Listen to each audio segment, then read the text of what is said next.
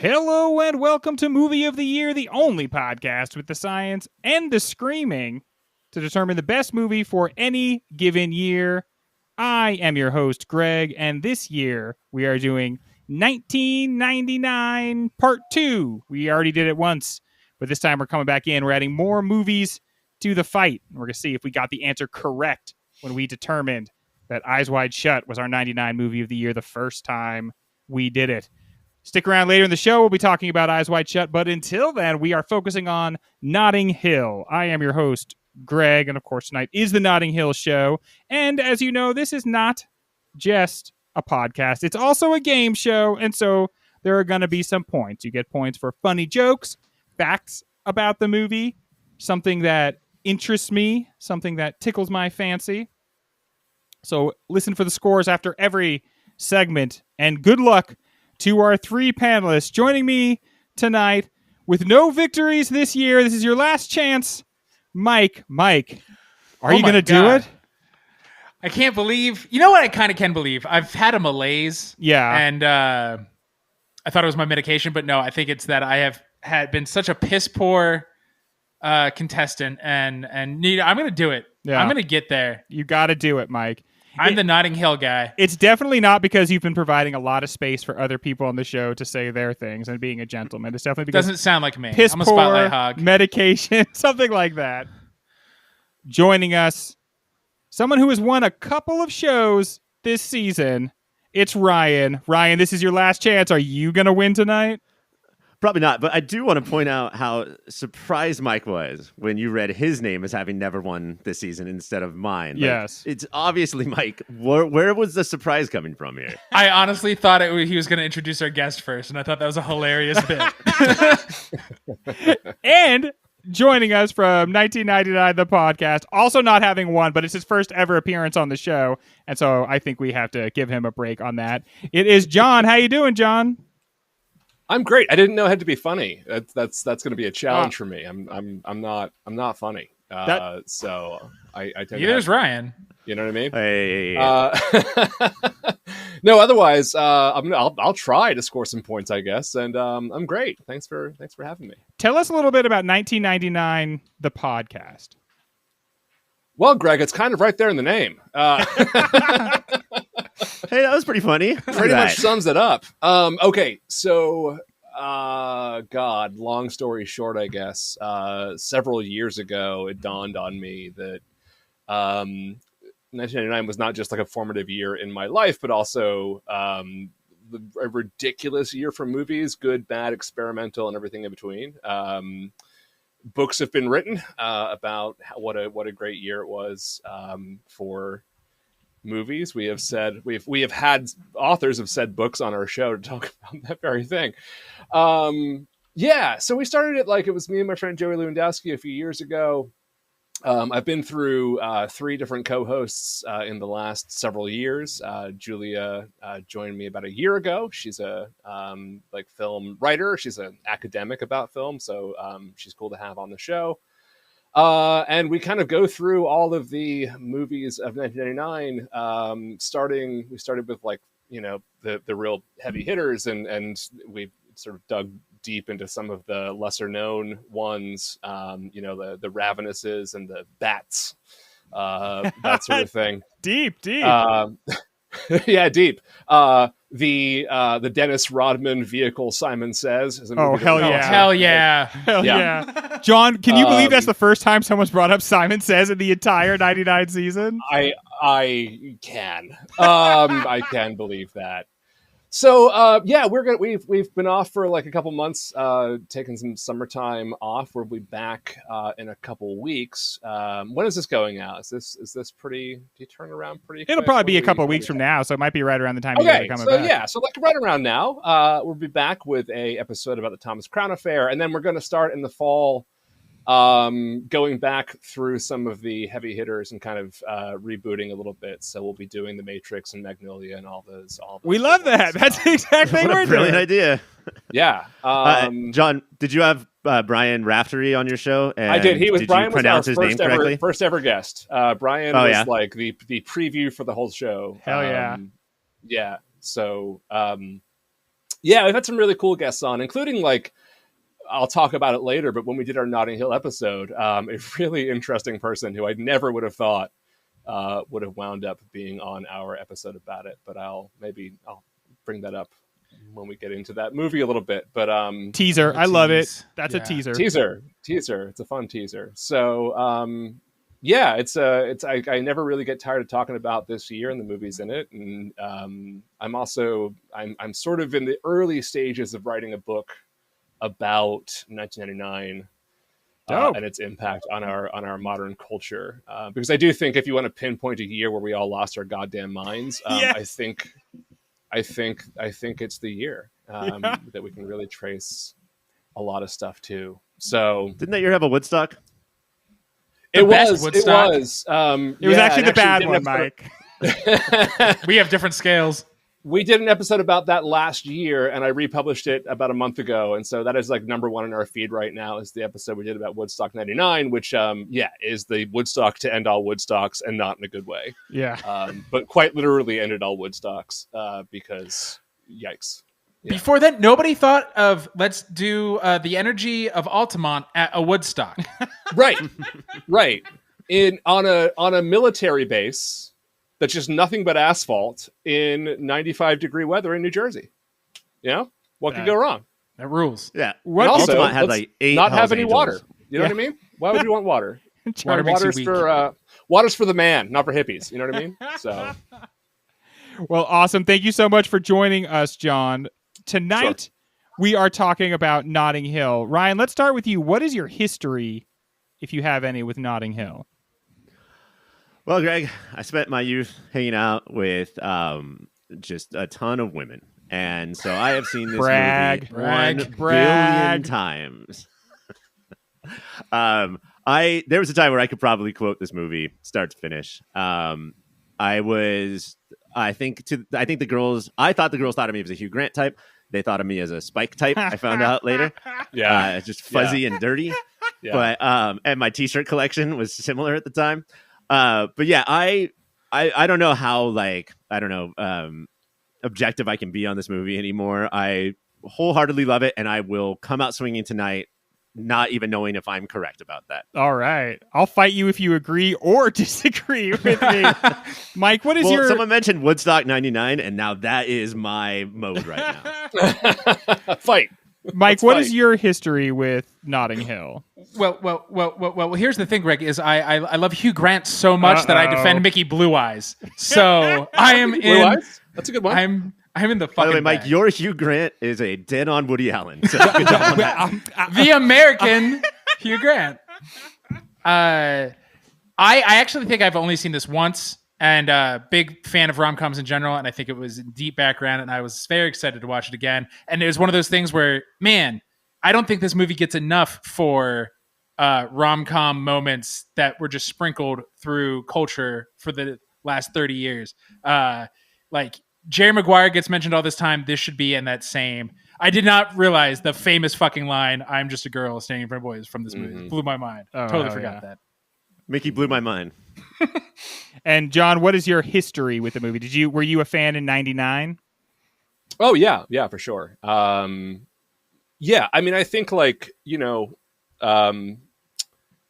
was pretty caught up in the Cool Britannica sort of era. I'm actually British by birth. I was born in the UK. My whole family's English. I spent a lot of time in England growing up, and this was the emergence of Tony Blair, and Blur and Oasis and all that stuff, and sort of the re-centralizing of London and Britain in pop culture. And this movie, I think, is one of 3 or 4 movies that really sort of tap into part of the sort of Cool Britannica kind of arc of movies that are sort of staples in that moment in our culture. Yeah, but it's as close to perfect as a movie can be, it is the romantic comedy by which all other romantic comedies can and should be judged, and also like the one that is most often and poorly sort of imitated, I think. But yeah, I love it. I love pretty much everything about it.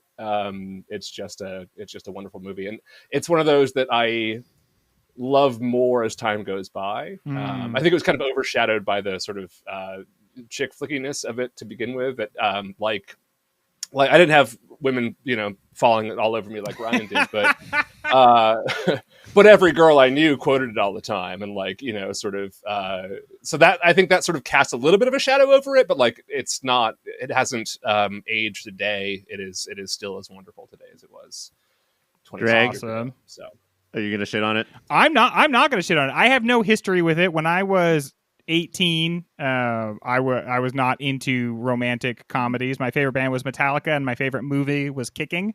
So I when I saw the ads for it, I was not drawn to it, and I thought it was a silly premise, and I was even not super excited to watch it this week, but I was legitimately blown away. We've talked about this a lot on this show, but it doesn't really matter what genre movie's in. It doesn't really matter if it is trying to be the greatest piece of art, or if it's trying to just be simply entertaining. A movie sort of sets its own goals, and then we should judge it based on whether or not it has accomplished the goals it sets out for itself. And I would say, based on that, this movie is, I don't know about John. I don't know if I would say it's like as perfect as a movie could be, but like, again, when you set your own, you're trying to make a rom-com, you're trying to make the characters believable, and you're trying to make their attraction believable, and you have to actually care what's going on, and it 100% achieves that. It definitely is transcendent of the genre. If it's a genre we don't take seriously, it's because I think there's a lot of examples of people in rom-coms that have zero chemistry with each other, and you just have to like suffer through it. But there is so much to work with here. And it finds ways to not be just, if I can say that, a romantic comedy, but to extend beyond that, and say some interesting things about, celebrity and some topics that we will hopefully get to talk about when we come back after this break. What if you could date a celebrity? This is the central question that informs Notting Hill, as well as most of my childhood and adulthood. Julia Roberts is famous actress Anne Scott, who meets a down-to-earth William Thackeray, played by Hugh Grant, seen here somehow keeping the worst idea for a bookstore, with bookstore already being a pretty bad idea for a business, afloat in what must be a staggeringly expensive storefront. His nut must have dwarfed his earnings. It's actually pretty upsetting if you think about it. Anyway, remember that thing I said about dating a celebrity? That was actually about this movie, because that's exactly what happens when two of 99's most charming people have back-to-back meet cutes. And before you can sing Kiss the Girl, they share one of film's all-time great smooches.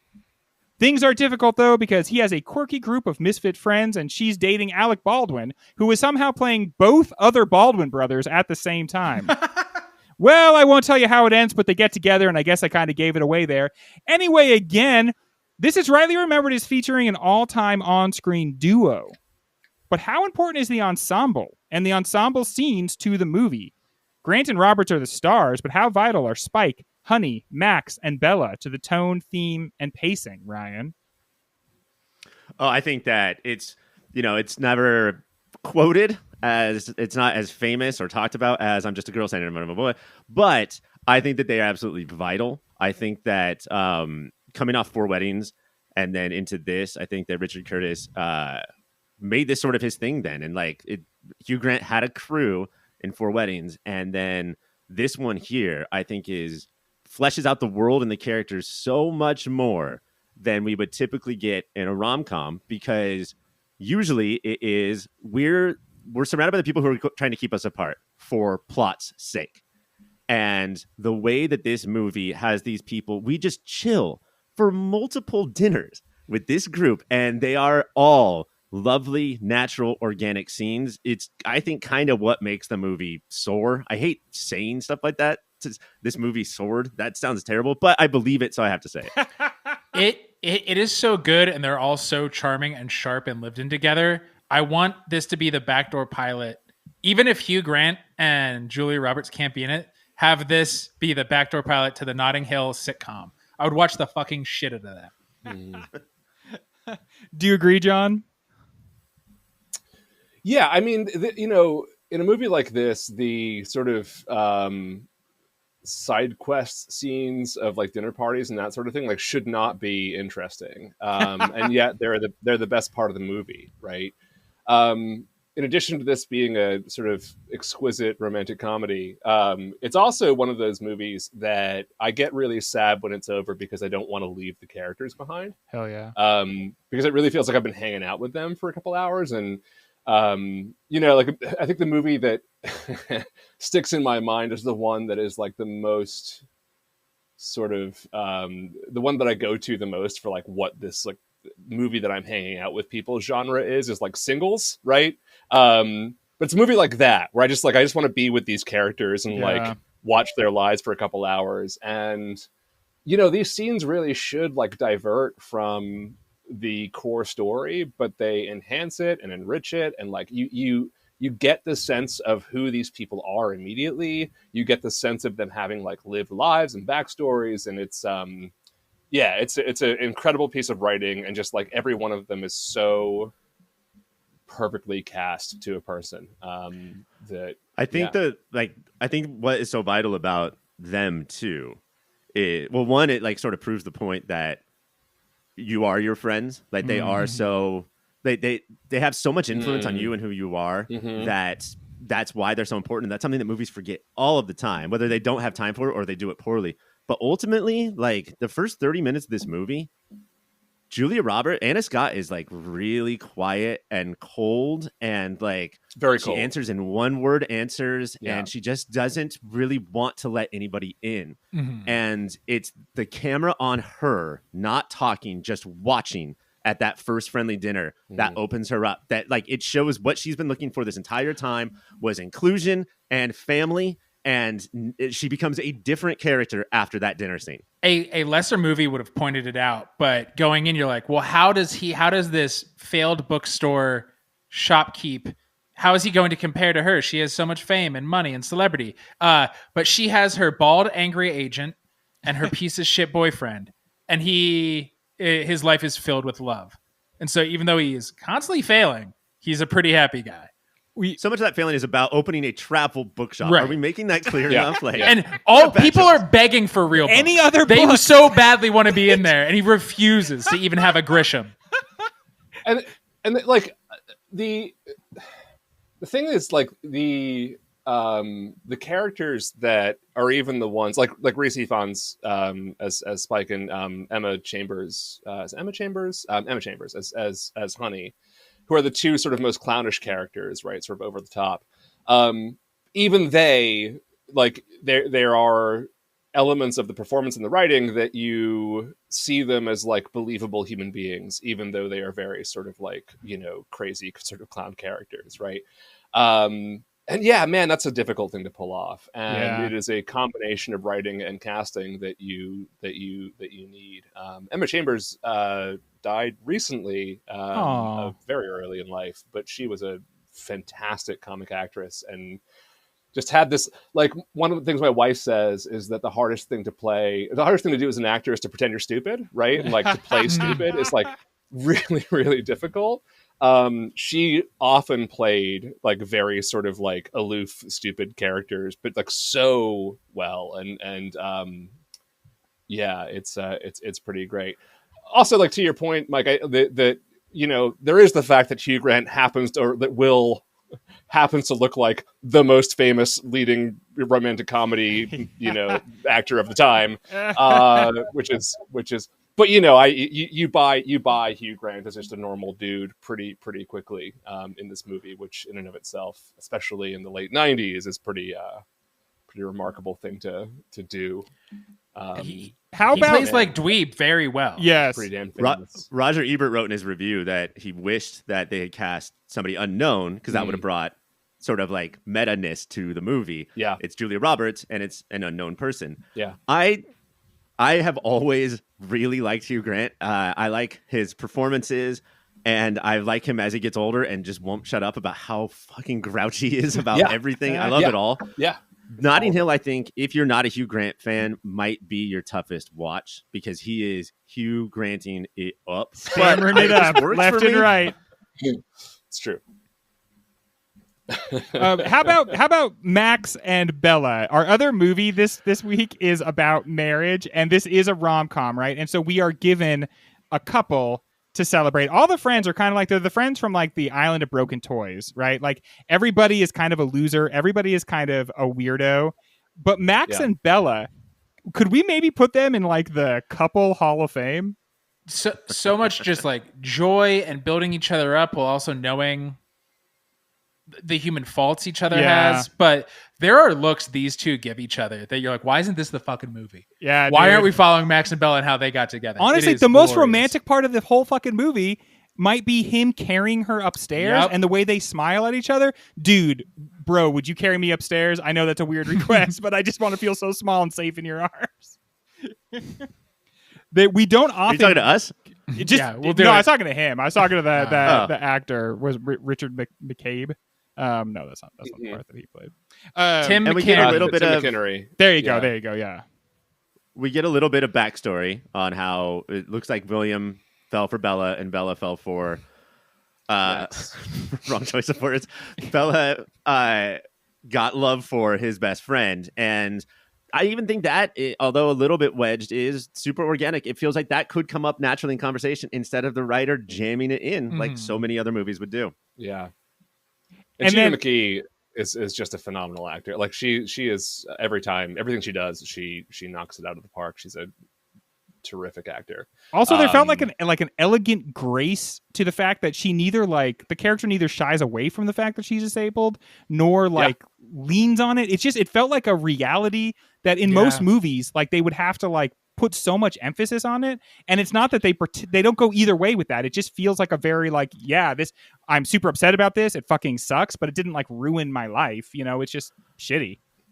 I mean, speaking of screenwriting, you can teach a class on the idea to have all of these characters you're introducing play a game for who has the saddest story to get the last brownie. That is screenwriting brilliant. Yeah. That's a great scene. That's such a great scene. A great scene, but can we all agree the worst fucking idea for a dinner party of all time? Oh yeah. But it's very British. It's it's very like, no, it's like, all right, end of the night, let's be miserable about it's trust me, it's in my DNA. Yeah. I think like I keep thinking about this point that you made earlier, which was like the whole idea that all these characters, like I want to see a spin-off series. Like I want more. I want to know more about their stories. And every single like Hugh Bonneville's Bernie. I love that character so much. It's so like, and there's so much going on with him and sort of like his story that you don't see playing out as well. And it's also such a great performance. He's like the world's worst stockbroker, right? Yeah. And like where he kind of fits in with this group like makes perfect sense. And it's just maybe that is kind of a litmus test. It's like if you're gonna write side characters or like supporting characters to your protagonist, like make it so that people would want to see them in their own movies. And if you don't do that, then you haven't like done it right. But I think that's a really interesting kind of way to think about it. I never really thought about it until just now. So one thing that I thought was super beautiful from the movie is Hugh Grant says to Anna Scott, like, oh, well, I can't hang out tonight because like I'm just going to go to like my sister's party. And he's thinking, this is a woman who can go anywhere and do anything. The idea of going to someone's sister's birthday party, dinner party, sound like the worst thing in the world. And the way she lights up, it says like, okay, she wants to do a normal thing with normal people. And they don't see themselves that way. But she's just so glad to be like part of that embrace of love, like just another face in the group. It takes a while for them to get over the fact that she's Anna Scott. But when they do, she's just so glad to like just be part of that normal life. I mean, it's one of the best parts of the best movie of the following year when somebody from Stillwater. Do you mean Gladiator? Is that what you're talking about? No. Goes and Russell from Stillwater hangs out in like a town and goes to a house party. Yeah. He's the golden god. I want to talk about Bernie again real quick because that's another incredibly creative thing to do, and like so I don't know, just natural and real to have that guy in the friend group. I think most people writing a movie wouldn't put that guy in there, but every friend group has a Bernie. It's so realistic, and if you don't think your friend group has a Bernie, I have sour news for you, Jack. And there's spirals of friends. We see Tony only a couple times. He's the the failed restaurateur because they're all failed. Another loser. But like to be like, oh, he's not in the 6 of us are having dinner group, but he's in the expanded and you see it like I fucking love it. That's what makes it feel so real. There's that you see every Friday friends, and then you see once a month friends. Tony's in the extended Notting Hill cinematic universe. Yes. That's right. Yeah. Well, that brings our first segment to a conclusion. Let's get a update on the score. Ryan, you are clocking in at 15 points. Mike, you have 10 points. And John, you are in the lead with 16 points. When we come back, let's go shopping. Here we go again. All right, sweetheart, all right. Daddy will get you a golden goose as soon as we get home. No, I want one of those. I'm gonna pop some tags. Only got $20 in my pocket. It is time for a shopping spree. We are going to run through the halls of Notting Hill, and we are going to grab all the cool things that we can and take them home and make them our own. The order is going to be Ryan, Mike, John, and then myself. Shopping spree is one of the games I play myself because it's too fun to avoid, so I can't help it. All right, let's begin. Ryan, you have the first pick, Ryan, and this feels like a strong movie to have a first pick in. Sometimes we're doing shopping spree, and it's like come and see, and we're like trying to I don't know. I guess some swap. I would like to draft the exit from the store that is come and see, and that is what I will be taking. I think that this is the easiest first pick that we've ever done. I would like to be walking down the street and be able to, while listening to Bill Withers, change the weather at my leisure. I want them to, nobody knows what I'm doing or why, but I'm going straight from sunny to windy to snowy whenever I want. I want to point out how smoothly you said, I want to listen to Bill Withers at my leisure as he changes the weather. Yeah, dude. That's a point in itself, man. Yeah, thank you, Mike. I appreciate that. That's got to be a point right there. So you want this sort of now, are you going to use it in the same way? Like, does time pass, Ryan, or do you think that it's just the seasons come, but that's it? Because I feel like time was passing there. So will it pass for you? No, I will hit the button whenever I want. The weather will instantly change, and I will only use it for bad, like robbing banks and such. I like it. I really want to rob banks in the snow? Well, it's okay. Here's what I think you do. You run in, you grab the 2 sacks that have the dollar signs on them. You run out. You cause it to snow behind you. Everyone's wearing their nice bank shoes. They run out. They hit the ice, and they slide. Okay, so Ryan has a season pass. Mike, I hope you didn't want that because now it is gone. Okay. I want that private garden. They hop over. They hop over the fence into that private garden, and that's British versus Americans. When Americans are like, I want a garden, it's like a little 4x6 raised flower bed, just a private garden. It's like, oh, this estate grounds, sure. Yeah, in America, you've got one tomato, and it's not even a tomato plant. You just put a tomato in the ground and hope something would happen. Okay, so you're getting that private village park that they were not supposed to be in, but that they were enjoying. Pretty good. So you have access to the park, Mike, or this is your park now? That's mine. That's yours. You get the park. And I will patrol it with weapons, unlike the owners of the park who so rudely let a couple be romantic in it. Oh. Can the 3 of us go in there and use it? Or... We'll see. Okay. I'll let you hop the fence. Man. Whoopsie daisies. Yeah. It's nothing easier than being a 40-something that's hopping a fence. John, what would you like to select from Notting Hill for your first round pick? It's the only thing that I really want in this movie, and it's very straightforward, is Will's flat. Because at no point in my life will I ever be able to afford an apartment in Notting Hill. And if I won the Powerball, that's one of the things I would buy. And, I think there's a fleeting chance in the late 1990s where someone who has my career or that of a travel bookstore owner might be able to afford a flat in Notting Hill, but not since the year 2000 or 2001 has that been at all feasible. So if I'm just taking it, I am taking the entire flat. Okay, but do you get Spike with it? Yeah, John, that's the thing. Like, I think that is highly leveraged on the fact that he has the roommate, the Welshman Spike. So what do you think about that? Well, listen, I'm fine having Rhys Ifans as a roommate. Like, Okay. that's cool. I'm good. I have had worse roommates than Spike. So sometimes he'll just turn into a lizard for no reason. Are you sure? Right, that's true. Yeah. Shout out to Spike, though, who does at a pivotal moment be like, hey, the girl you like's upstairs in your bed, right? Do you want to do anything about that? I feel like I should like maybe advise you to maybe see if you It's can a bro move. Spike is at least like a, compassionate and sort of lovely person underneath all of his rough exterior. So there are worse people who could be your roommate. And, I love it. If I get to live in Notting Hill in that flat, then fine. Yeah, that's cool. you take what you get. I got it. Okay. So we got some big ticket items going off the board, an entire park, a townhouse.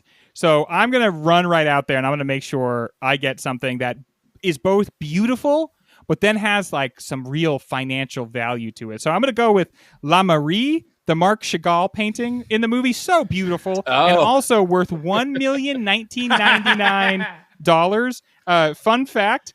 When they reproduced this, because they couldn't just take the real one. When they reproduced it, they had to destroy it afterwards because people were like, "We don't want this. This is kind of like forged art here." So, what are the odds that it would be worth $1,1999? Ryan, I think honestly, I think you know what you're doing. I think you know what you're doing. Okay, so that's the end of the first round. I want to give somebody a point for their great pick in the first round. And you know what? I'm gonna give it to you, Ryan, because that's a very original. That's sort of like, I don't know if you ever played the Game Boy game Oracle of Seasons, Zelda Oracle of Seasons, but you're gonna have that ability now to change the seasons. Ryan, it is gonna help you with different puzzles, right? Sometimes you want to be in the fall and the leaves go away and you can maybe get through or something like that. Is that bank having all the money? Isn't that a puzzle? That's kind of a puzzle. Yeah, I'm gonna get that money in my own personal sack. You make them slip in the snow, then you make it fall. There's a giant pile of leaves. You hide under that pile of leaves, brother. Okay, so then we're doing Serpentine. So I get the first pick in this next round. We're gonna do 4 total picks here. So my second pick, Mike, I might need to work this out with you, but when they kiss in that park, that is like one of the all-time great cinema kisses. Could I enter your park just for some smooching? We're friends. Yeah. We've been friends for a while, so I will allow it. You do owe me a fee. A fee? But yes. Okay. Yes. A kissing fee. Okay. Yeah, you have to smooch me. Okay. Double every time you smooch in the park. All right. You know what? That's acceptable to me.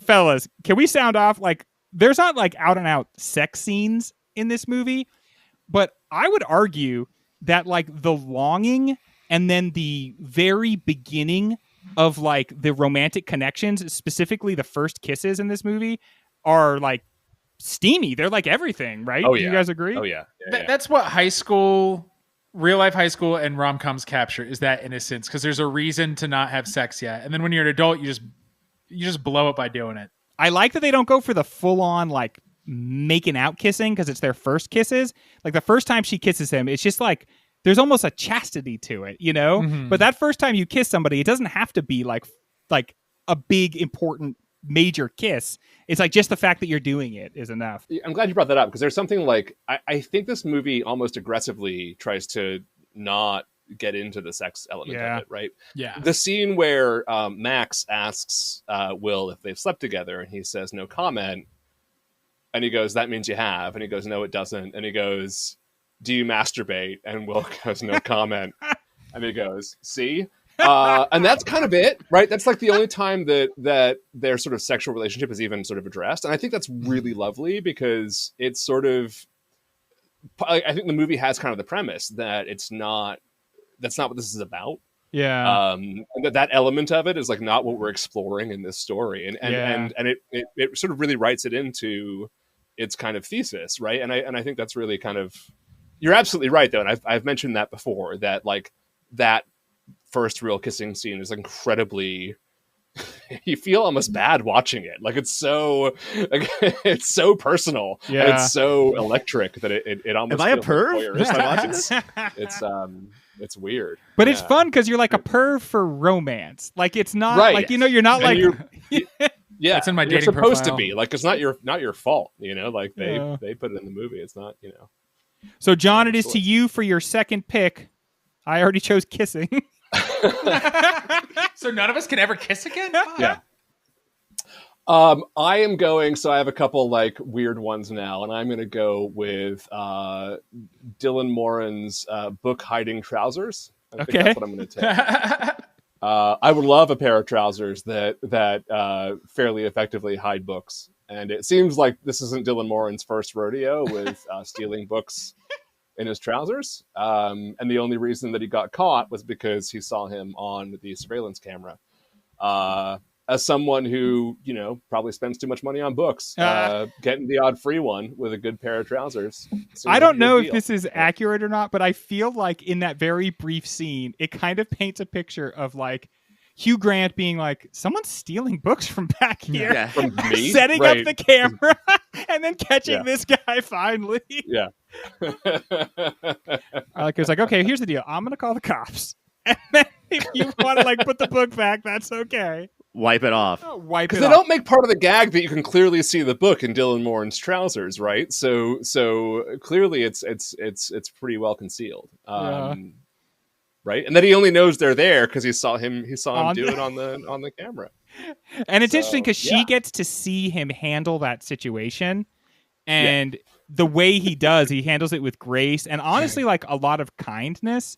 And I think that's part of like what makes such a good impression on her, right? Is he's not like, bro, I'm gonna fucking kill you, get out of here.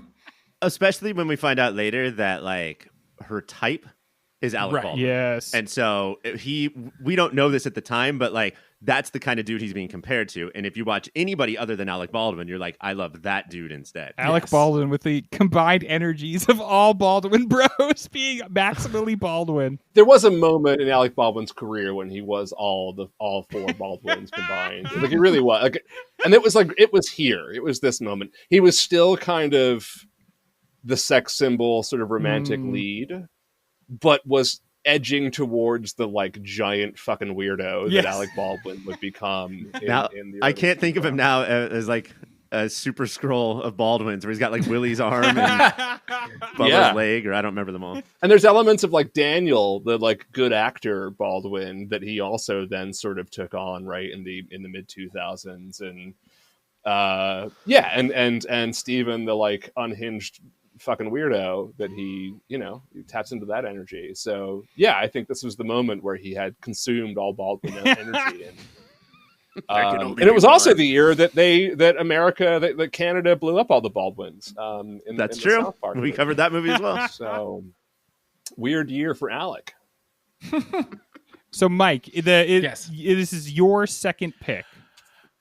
I want the magical ability to, when I walk into a room, there's an aura of press credential that nobody checks. And I just go there and they go, you belong here, and we will usher you to where you need to be. Wherever you are, no matter how high the celebrities are. That's what I want. I want to belong to the legendary Horse and Hound. Okay, so you want to be one of the editors of Horse and Hound. But not really. I want the ability to everybody assume that and assume that I should be wherever I am. You don't want to do any of the writing work or photography work. I didn't go to school for 8 years on writing to be a professional writer, Ryan. No, thank you. You want to come You've made that across clear as in someone your who career. might work for Horse and Hound. Yes. Have you thought Even about though I know. more horses, or perhaps more hounds? Right. Another species very popular with our readers. Okay, Ryan, how about you? What do you want to pair with your season pass? Well, the apartment is gone, so somebody's got to do it. I'm taking the travel bookshop, but I'm clearing it out, throwing away all the travel books, and I'm going to sell something that is going to make me actual money. DVD store. It's going to be a DVD store. I want just that cozy little DVD nook. If you All want to make travel money DVDs. in England right now with the storefront, and I would put money on that's what this actual storefront is. You want to open a vape shop? Yes. I was going to say, Dude. In my neighborhood, that's every fourth store. It is every fourth store in England as well. I was just there, so yeah. All right, the But DVD it's vape shop. rentals. So Travel DVDs. I am looking at just travel DVDs. I am looking through the picks from this round, and I think I'm going to give it to Mike. Mike, with your Horse and Hound credentials. Ryan, this is your third round here. I'm always in the mood to flirt. Now it's always with my wife, but that doesn't mean that you can't not flirt with her. And what is the ultimate prop that leads to some of the best, most chill, calm, cool, collected flirting in the history of cinema? It's apricots in honey. So I'm going to take that jar and I'm going to be doing bits about that shit all the time.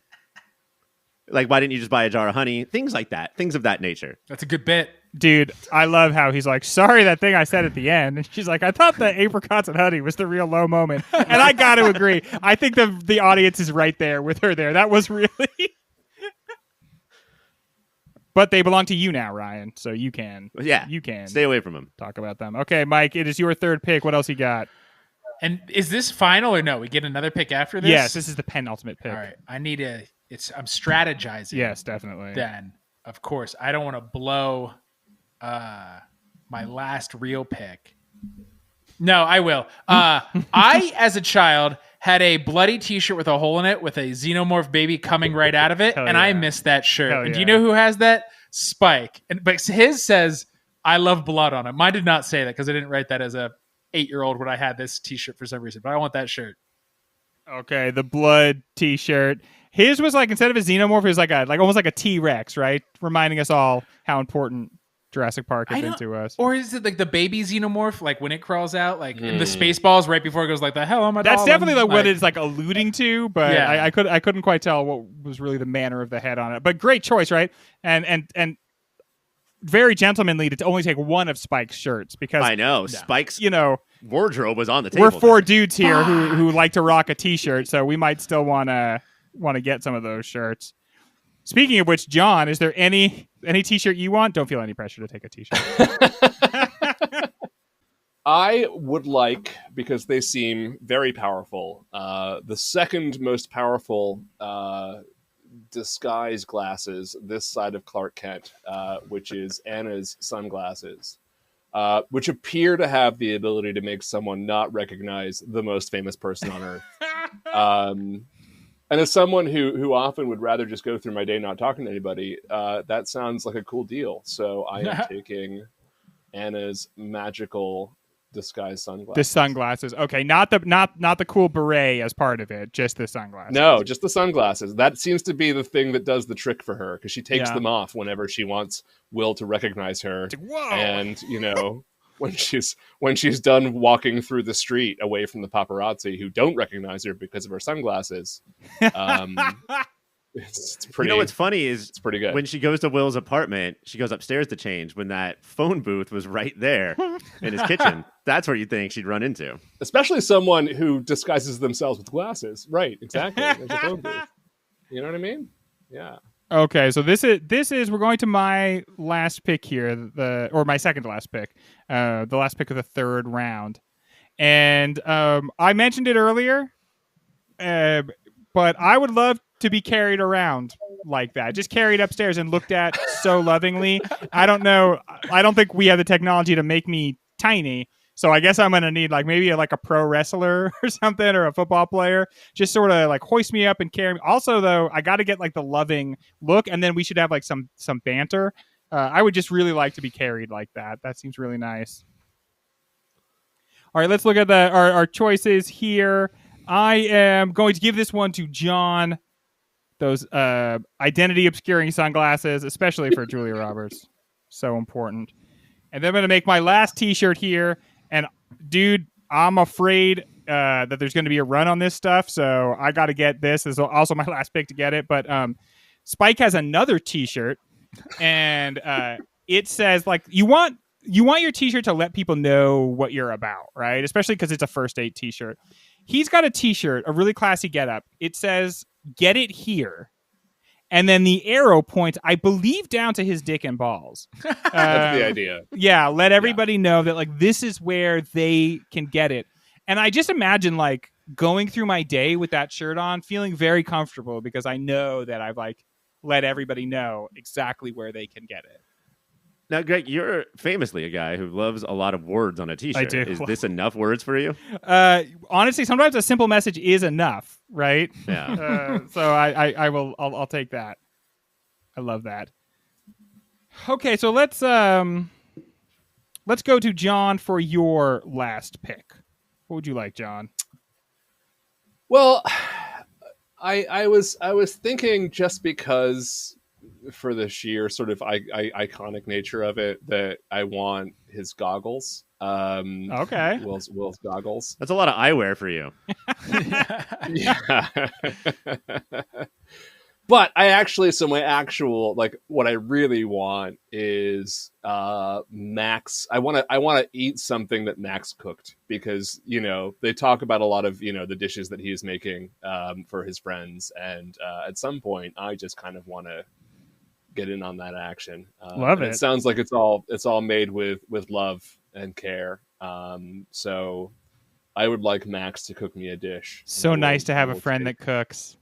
Whatever it is, even if it doesn't do it well sometimes, right? Like that's the thing. He will like, you know, lubricate you with wine so you won't notice if it's not very good, and like that is the sort of thing that I would love to go over someone's house and have at some point. I know we're not allowed to like pick people, so you know, having the friend group as the thing that I take is like, right, I can't do that. So instead, I'm just going to say that like instead I want what is produced out of that friend group.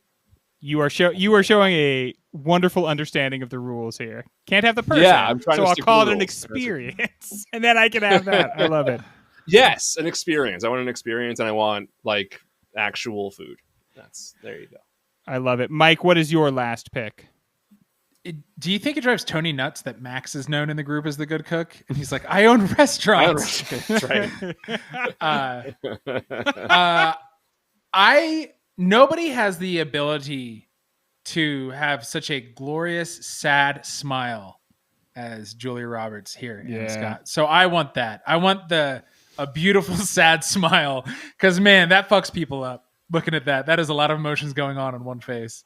We were talking about what it's like to hang out with those friends and how they are always sad because they're British. And now I'm hanging out with somebody who wants to draft a group of friends and someone who wishes he had a sadder smile than the one he already does. America, this is the wanting to draft a group of friends. That was what 99 was like. We had to have parasocial relationships, not with like podcasters, which is totally normal and we love you, obviously. But instead we had to like the friends were our literal friends. Yes, right. That's all we had, America. Social media was AOL Instant Messenger. It was a different time. Ryan, basically everything from this movie has been taken, surely. But what would you like right at the end here? Earlier, Greg, you said at the start of the last round, you said, this will be. Now I have to take a T-shirt as if T-shirt was just what we call draft picks now. And so I will take my T-shirt, and I'm going to take the fancy a fuck shirt. I know it's probably the grossest one, even grosser than the fish coming out of the chest. But I think that it's super apropos of tonight because this was the shirt that Nicole Kidman was wearing in the last line of Eyes Wide Shut. So it all comes together. Okay, true, kids. Look it first, up. I want to give a point for our fourth round picks. And Mike, I'm going to give it to you because sad smile is the most unusual answer I can remember ever being given. I agree with that choice. All right. So, and then I want to, let's see, Ryan, you have the season pass. You have the DVD nook that you've created. You have apricots and honey. And then you have the fancy a fuck t-shirt. Mike, you have an entire village park. You have this like aura that of pressedness, like you seem to be from Horse and Hound magazine. You have the bloody chest popping shirt, and above it all floats a sad smile. This is D&D as fuck, dude. Mike, roll to see if they believe you're from Horse and Hound magazine. They always do, baby. John has the apartment plus Spike, the book hiding trousers, which again, that does sound very D&D, right? Plus one book hiding trousers. Yes. The identity obscuring sunglasses, and then Max's food, which once per long rest, you can get 5 temporary hit points if you eat. And the overall one, I think, has to go to John, because it was mostly scratching that D&D itch. And that brings John's total up to 22 points. Mike, you have 13 points. And Ryan, you are clocking in at 18 points. When we come back, less of this nonsense and more new nonsense. Does Notting Hill subvert any rom-com tropes, or does it not have any mind even to do that? What do you say, Mike? I think, just to make some connective tissue to our first discussion segment, I think it subverts the best friend giving you advice trope by having it be a group of friends and have it be good advice. Like, each friend has a different relationship to them. They are friends that seem like they would be friends, unlike, I don't know, Dave Chappelle and Tom Hanks and You've Got Mail. That's straight fantasy. That's straight fantasy. There's no way those two guys would ever be best friends. And so, yeah, it's just a real lived in thing. And I think that in itself, and like Ryan said it earlier, is these friends do not exist to pull our people apart. They just exist to flesh our characters out more. And I love rom-coms. I don't know if that's throwing too much shade at what rom-coms can do. Yeah. But so often they're like, well, the com will just come from the friend. Yeah, you're not necessarily denigrating rom-coms. Just you think this is a great example of it. Ryan, do you feel like there are any other ways in which Notting Hill subverts the rom-com tropes? Yeah, I think that, like, in a lot of ways, rom-coms, especially after Notting Hill, talking about like the Kate Hudson, Katherine Heigl era, sort of, they weren't meta, but they became like knowing somehow. Like, almost, we have to purposefully hit these tropes because this is what people want. And Notting Hill is almost, in a way, you just put it in that section of my travel DVD store under rom-com, but it doesn't have that same feeling. It's the way that it's shot, it's the way that the characters are real. But I think the real tropiness about it, or the thing that it explores, is the come together, pull apart thing, which that we have two meet cutes back to back, and then they are sent together, pulled apart constantly. Like, when we think we're pretty much towards the end of the movie, William overhears her saying, I don't even know who this fucking loser is. We're like, how many times, guys? Can't you just make it work? But I'm not talking shit, though. It's always interesting. It's interesting, and it feels adult versus so many rom-coms. They're in a spat that you're like, this is what 16-year-olds do in a relationship. Are you fucking kidding me? But when these two pull, it's like, yeah, you live around the world and had a secret boyfriend. I probably can't hang with that right now. Like, it's a lot to take. John, do you think there's anything else that elevates this above just the typical rom-com? Yeah, I mean, so one is that it allows for the male lead to be the one who is vulnerable and dealing with his feelings, right? And the one who is the lower rung on the power dynamic, right? And I think that is really sort of revolutionary. I think a couple times in the 90s, there were a couple of rom-coms that took seriously the idea that the male lead had an inner life and and that dudes talk about feelings. Like the other one that sort of sticks out to me is Swingers, right? Where it sort of is set in the same kind of basic structure, but it takes seriously the idea that, like, there's a dude who's like talking to his dude friends about his feelings, and that was pretty uncommon. I think it's more common now, but like I don't think it's ubiquitous now by any means. There's that power imbalance you talked about, and like the wealth imbalance. But the movie, that's not really what keeps them from coming together. Like, the movie isn't about how woman is powerful and has the money, and so that throws them off. Like, it's almost like that's not the point of contention. The point of contention is she has a boyfriend, or she denies that he's important to her when he goes to see her again. But it's not really like she has so much money and he can't deal with that because he just likes to lose money. Yeah.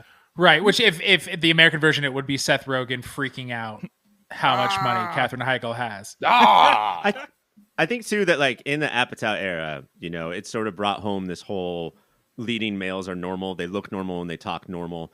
But I think in this era, especially Swingers is such a good one to bring up because when you're a kid and you watch Swingers, you admire Trent.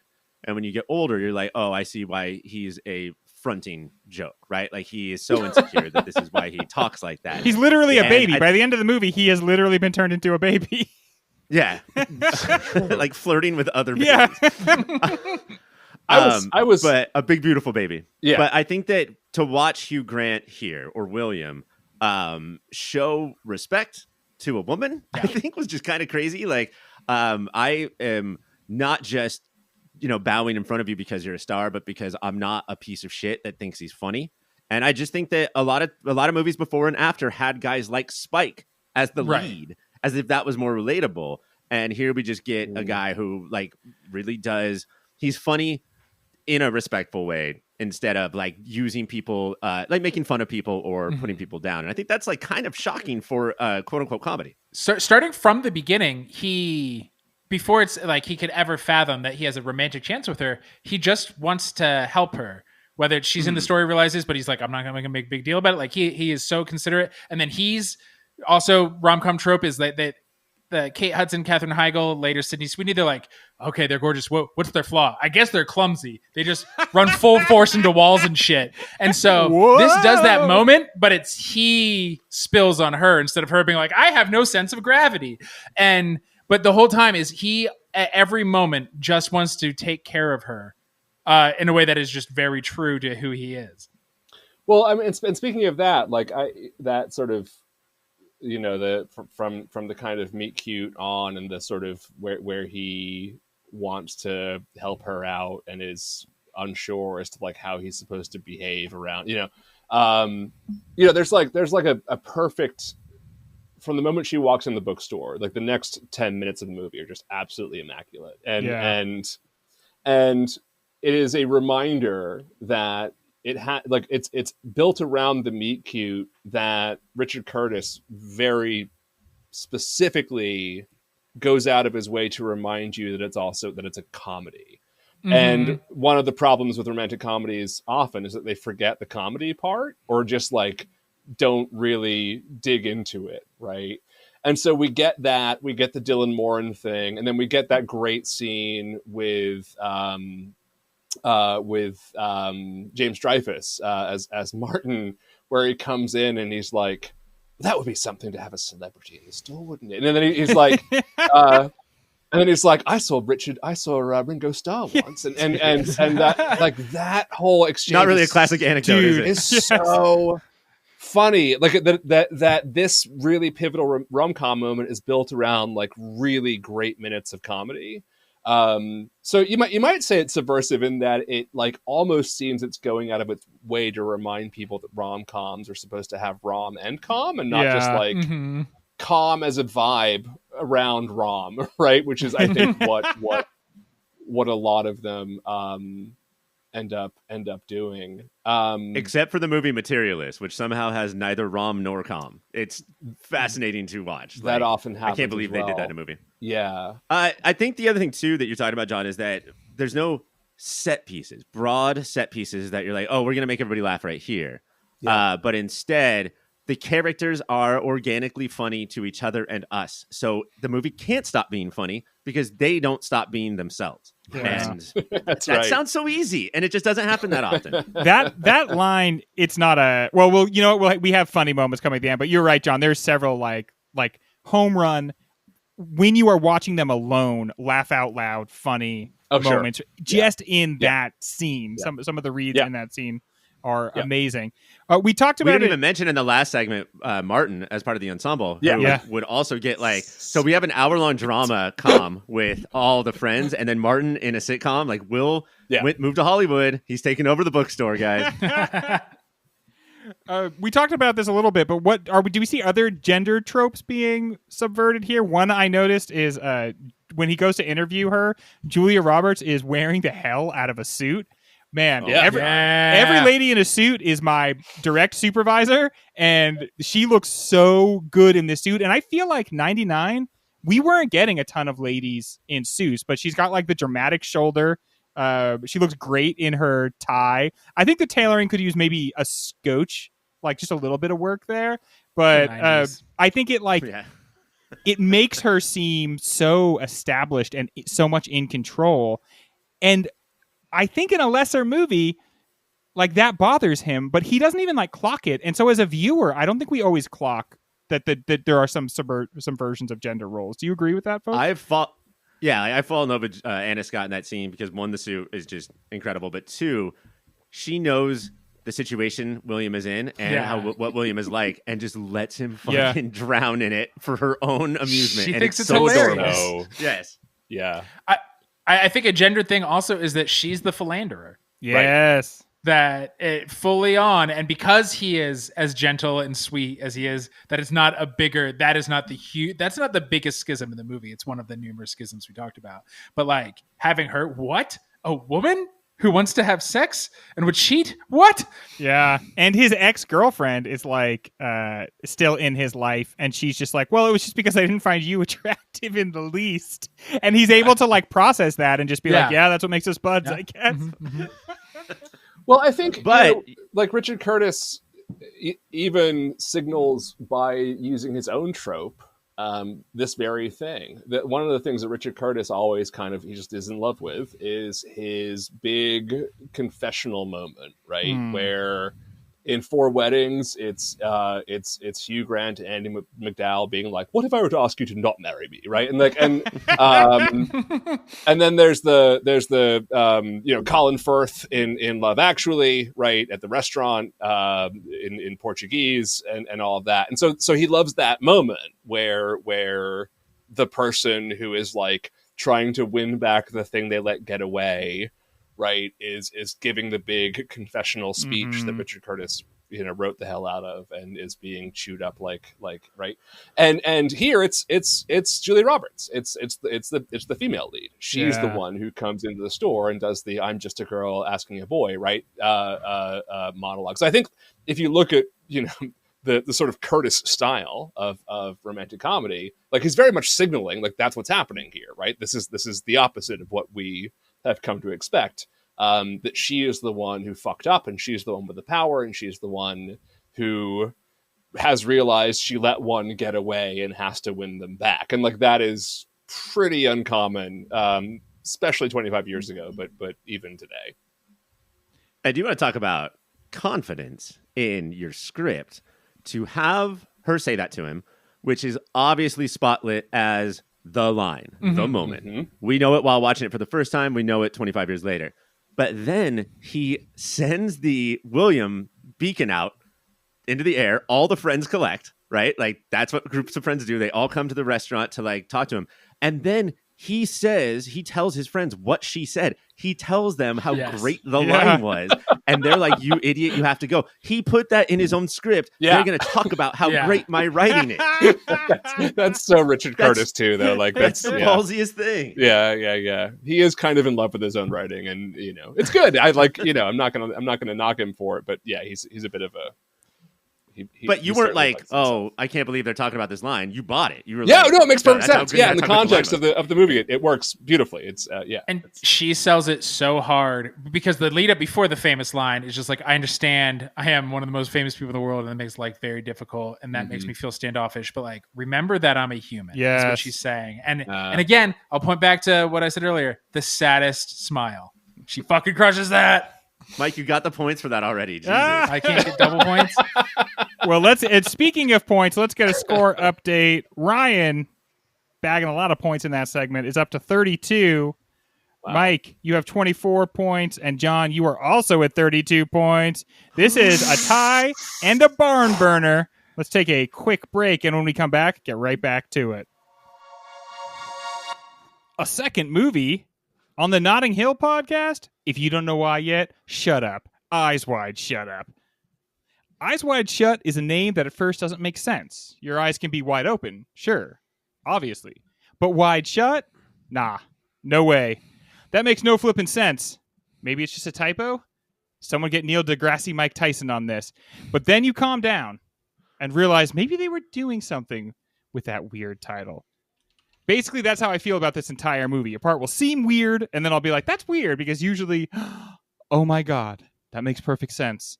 How complex is this thing? In some ways, Eyes Wide Shut is a small, simple story about a guy trying to figure out why he should have to be monogamous if his wife has sexual fantasies. That's basically cheating for women, right? But this guy is comically bad at sealing the deal. Every scene ends with him weekend in uncut gemsing his every attempt to sleep with a mob of women who were all executing a full court press on your boy. But the movie is so much more than that, and in a year with Fight Club and The Matrix, it might end up being our reality bendingness. What is real? What is an elaborate conspiracy or prank? How did they make an orgy in a palace seem like such a fucking drag?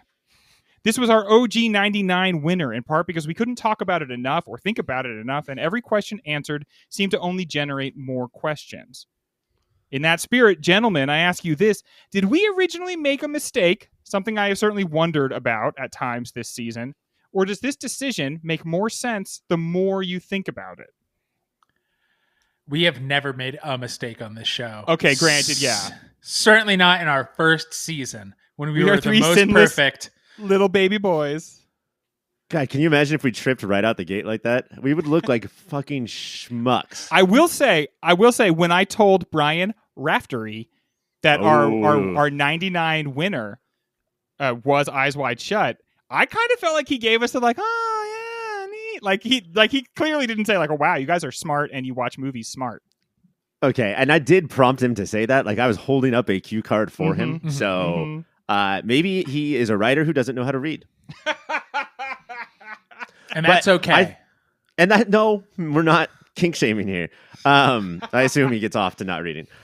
I think that there's this list of 99 movies that people have in their head, like 2007 or 94, that where you just rattle them off and you're like, oh, that's the year with No Country, There Will Be Blood, and Zodiac. Or that's the year with Pulp Fiction, Forrest Gump, and Shawshank. Yeah. And I think that his reaction, I think, is common because Eyes Wide Shut is not one of those like five or so. You know, you say the Matrix, Fight Club, American Beauty, Blair Witch. Those are, I think, off the top of your tongue.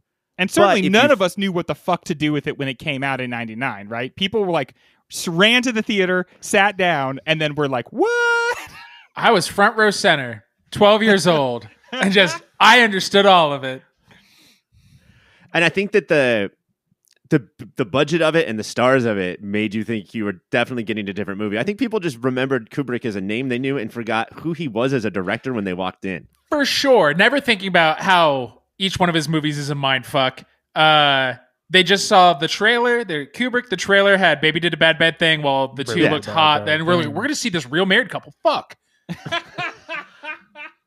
I mean, it's the kind of thing where people go up to the counter and say, can I have a ticket for Bad Bad Thing, please? They're just so excited.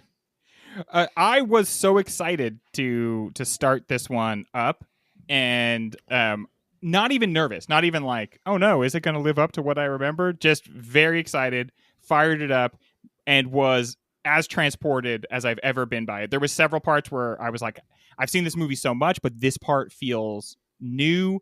What are your takes on it? What is this updated viewing? I mean, we're all way more married than we were the first time we did a show about this. So how does that kind of like change hit now? It's such a fucking meaty movie. And I'm not like, oh, I totally get where he's coming from. Now I've been married longer since the last time, which I think I was married a month. It just really highlights the kind of shitty, angry dude who thinks he's too urbane to show that he's angry, but he definitely thinks he deserves more. He is wealthy, and so he thinks he deserves a lot, and then he meets the ultra rich and goes, oh, I ain't shit. But his whole worldview is that actually he does deserve it. I think that's the thing, because look, as wonderful and award-winning as our first go-around with this movie was, I don't think we fully did it, I gotta say. I think this movie deserves a couple more episodes about it. So you gotta sort of pick and choose what you're looking for. And the thing that stuck out to me this time even though we're more married, we're also in a different America than we were. And the three of us know a lot more about the world and the country. And I think watching this guy basically skate his way through life with his wallet.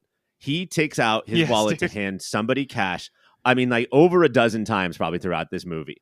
And that's the way that he solves problems. And what he sort of finds out is what we have found out over the last 12 years or so is that rich ain't shit compared to the rich. Like there is a whole fuck you money above him, and they have all the power, and he is learning it in the hardest way possible. He's like new money, and he's like normal person, comfortable, wealthy. But when you are actually wealthy, you don't even have cash in your pocket. Yeah. Like you never like try to give money to people for anything because you're just like not seen on the streets. Yeah. And you're not heard of, and you don't want to be heard. And that's the thing that's like, I think messed us up about Trump and Elon is that why are you guys on fucking Front Street so much? Why do you want this? That's weird. Because they are, as I'm not coining this, a poor person's idea of a rich person. Yeah. For sure. And also because they have not studied the French Revolution. Like we live in a time of like unfettered rich people because their foundational belief is that the people will never rise up against them or that they'll be able to use their money to keep one contingent of people against the other contingent. And honestly, keep acting with impunity and good luck to you because you'll see, like, I mean, people will only get pushed so far. You can only literally pass so many laws that takes money away from poor people and funnels it very publicly to rich people before poor people are like, okay, what do we got to do here? What's the situation? But the mindset of them is like once you start, you just can't stop. They're basically working with Pringles theory, but there's not going to be a time where they're like they stop before the revolution happens. That mentality has to go and go and go and go and go. They're all gunning for highest score on the Pac-Man machine. They want to put their three little initials. Elon's going to do something so funny. One thing I noticed while watching it this time, and I don't know if this is different than last time, but when you think of, and I said this in the intro, when you think of like the 99 reality bending movies, I don't know that this is the first one you go to, and yet like what is real in this movie? What is a dream? What is paranoia? Like I found myself watching this movie thinking like his wife's in on it. Like, she wasn't really just dreaming. She really went to the orgy. Because, like, when the mask gets put on his pillow, what is the simplest explanation for that mask being put on his pillow? Maybe somebody from the orgy people gets into his apartment, sneaks in ever so quietly, and puts the mask on his pillow. Or, if, honestly, like, you would think most likely the person that could do that easiest would be the person already sleeping in the bed, his wife. But... Or daughter.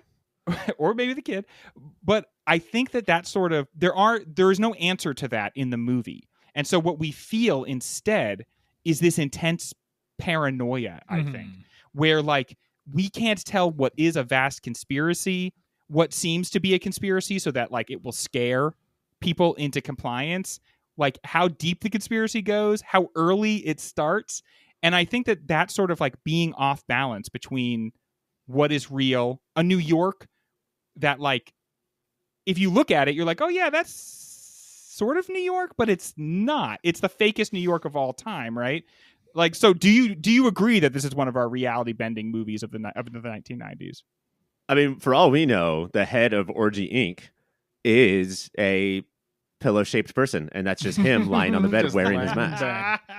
I mean, I again, to talk about the paranoia of this movie, like every single character you see in this movie could have been cloaked and masked in some element of that orgy. Well, it could be like everyone from the initial party is also at the orgy. Those two girls he talked to, maybe they're we don't know because they're masked and costumed. Well, yeah, because the orgy is he is so life is easy. Look at me, I have money.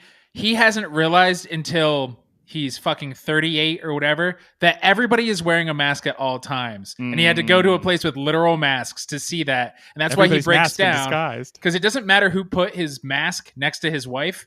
he realizes she has seen him mask off finally, and he can't hide what a mewling, petulant fucking worm he is. Oh, dude, when he comes clean the next morning, when he's like sitting on the couch all hunched over, dude, that is one of the great moments in the movie. He looks like a little boy. Mm-hmm. Just the luck that he went to that costume shop and happened to pick up a cloak and mask that looked exactly like everybody else's.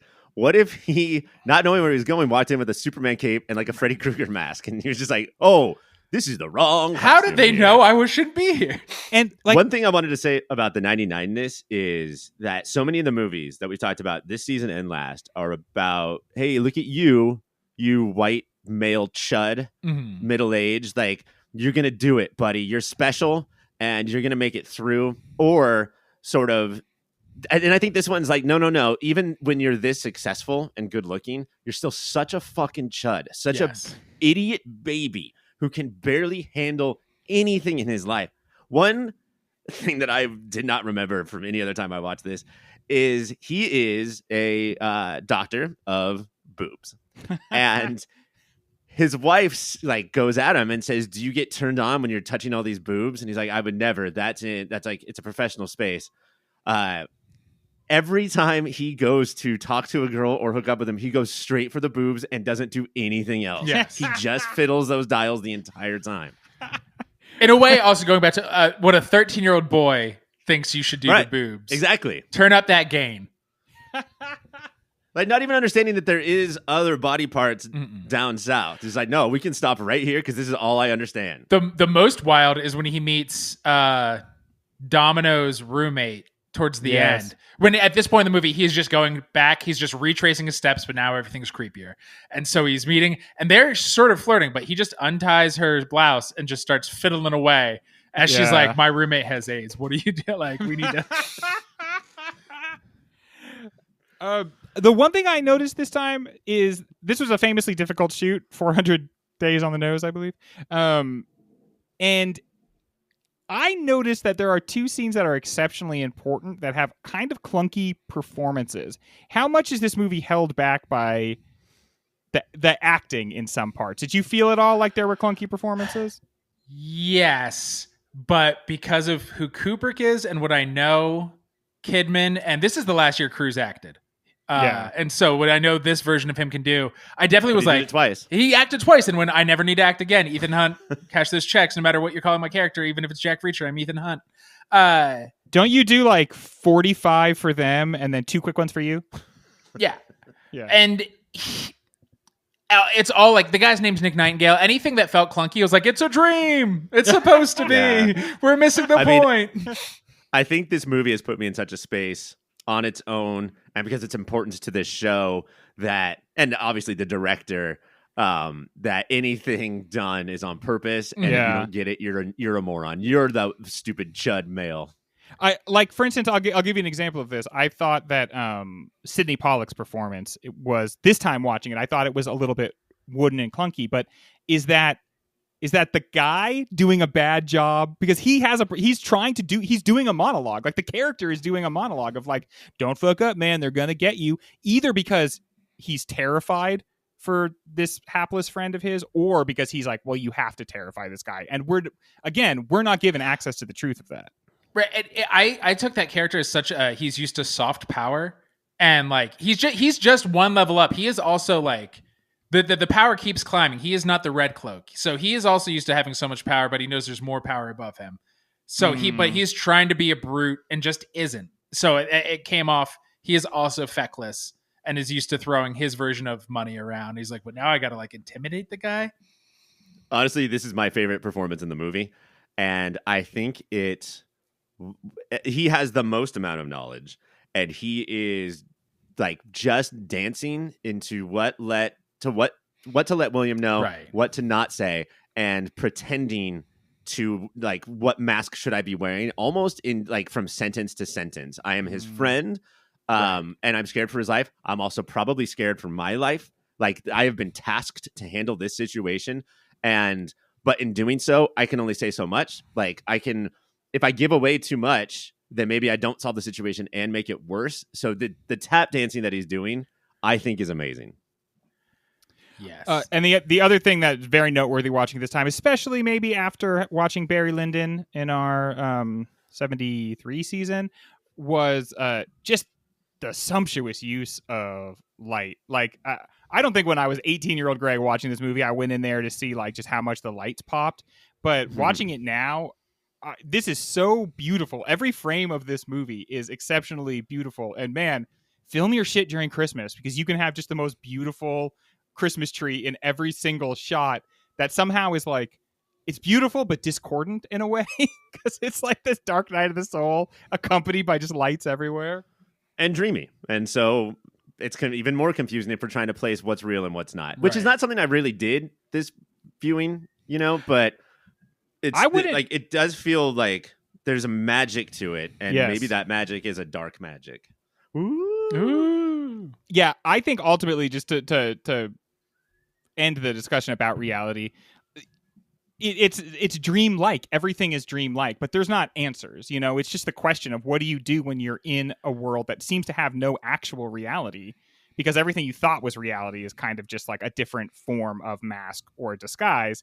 And then what do we do in that situation when we realize that, And that's why I love the last scene, because it is the most, there's texture and it's real, and these are real people. So it's like, take the red pill, go do what Cypher did, go back to like the fake, do not remember. And also, like, do you know what feels real and wipes your mind out? It's what Nicole Kidman says. She's like, do you know what we got to do? We got to fuck. Because that's just like, that's all we'll think about is this moment right here. And that will fix everything, at least for these 2 minutes. And that goes right into the titular rap song over the credits, which I think is one of like, shut, because I felt like it's 1999 and my eyes are wide shut. Traveled in Manhattan trying to get a nut. Well, that did it, I think. I think that gave us the full breadth that we needed to discuss this. The good news is, listeners at home, we're in our finale episodes. We'll have a chance to really talk more about Eyes Wide Shut. And the only thing that gives me like some consolation is you could talk about this movie non-stop, and you're never going to really get to the point where you've said everything there is to say about it. Tom Cruise himself said, if you review this movie after watching it once, okay, but I just really don't see how you're supposed to do that, because this is something you're supposed to sit with and watch and sit with and watch and sit with and watch. And I think it's every bit the Kubrick masterpiece that we expected, and then in 99 said we didn't get, and now I think we realize we have.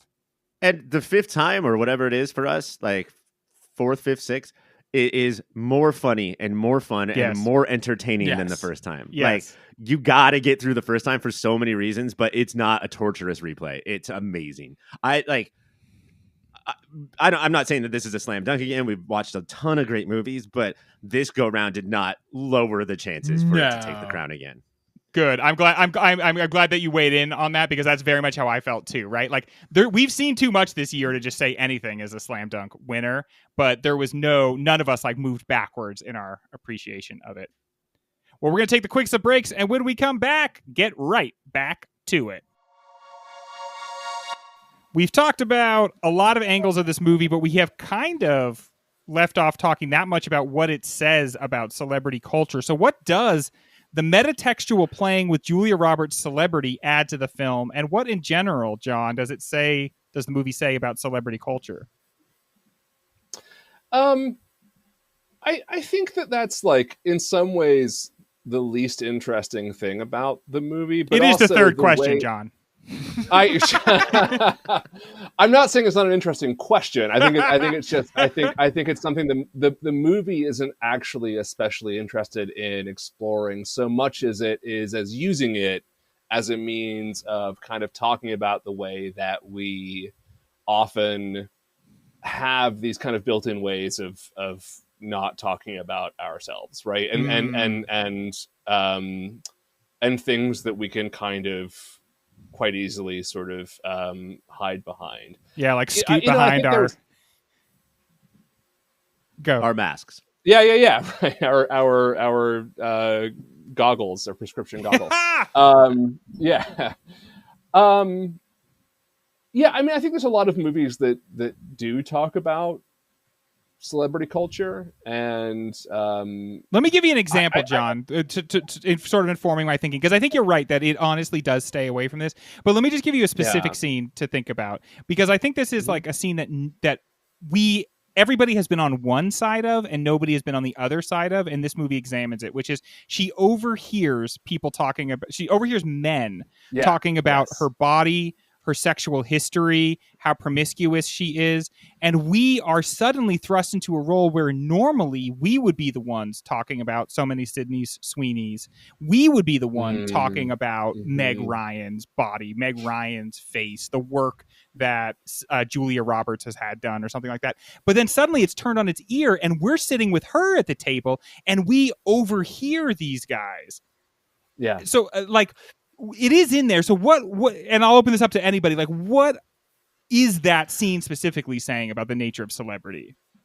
I think woven throughout is so much as to say she is a person, and everybody can forget that. It's easy for her to forget it. Like, it's just, and she is only an idea. None of those guys, these boorish pigs, are thinking that she could hear them, but also they're not talking about her as a human being at all in any way, shape, or form. Yeah. And just like the British press also does not think she is a person, and that if talking about celebrity, these fucking piranhas, these jackals who go out of their way to ruin somebody's life and find her like early sex tape or Cameron Diaz style, like it's Cameron Diaz. Yeah. By the way, Mike, if this movie came out in 2025, those guys at that restaurant table would move right from the restaurant to the podcast studio, and that is the exact same conversation they would have. That's upsetting. Emergency podcast. More people should hear this. Podcast.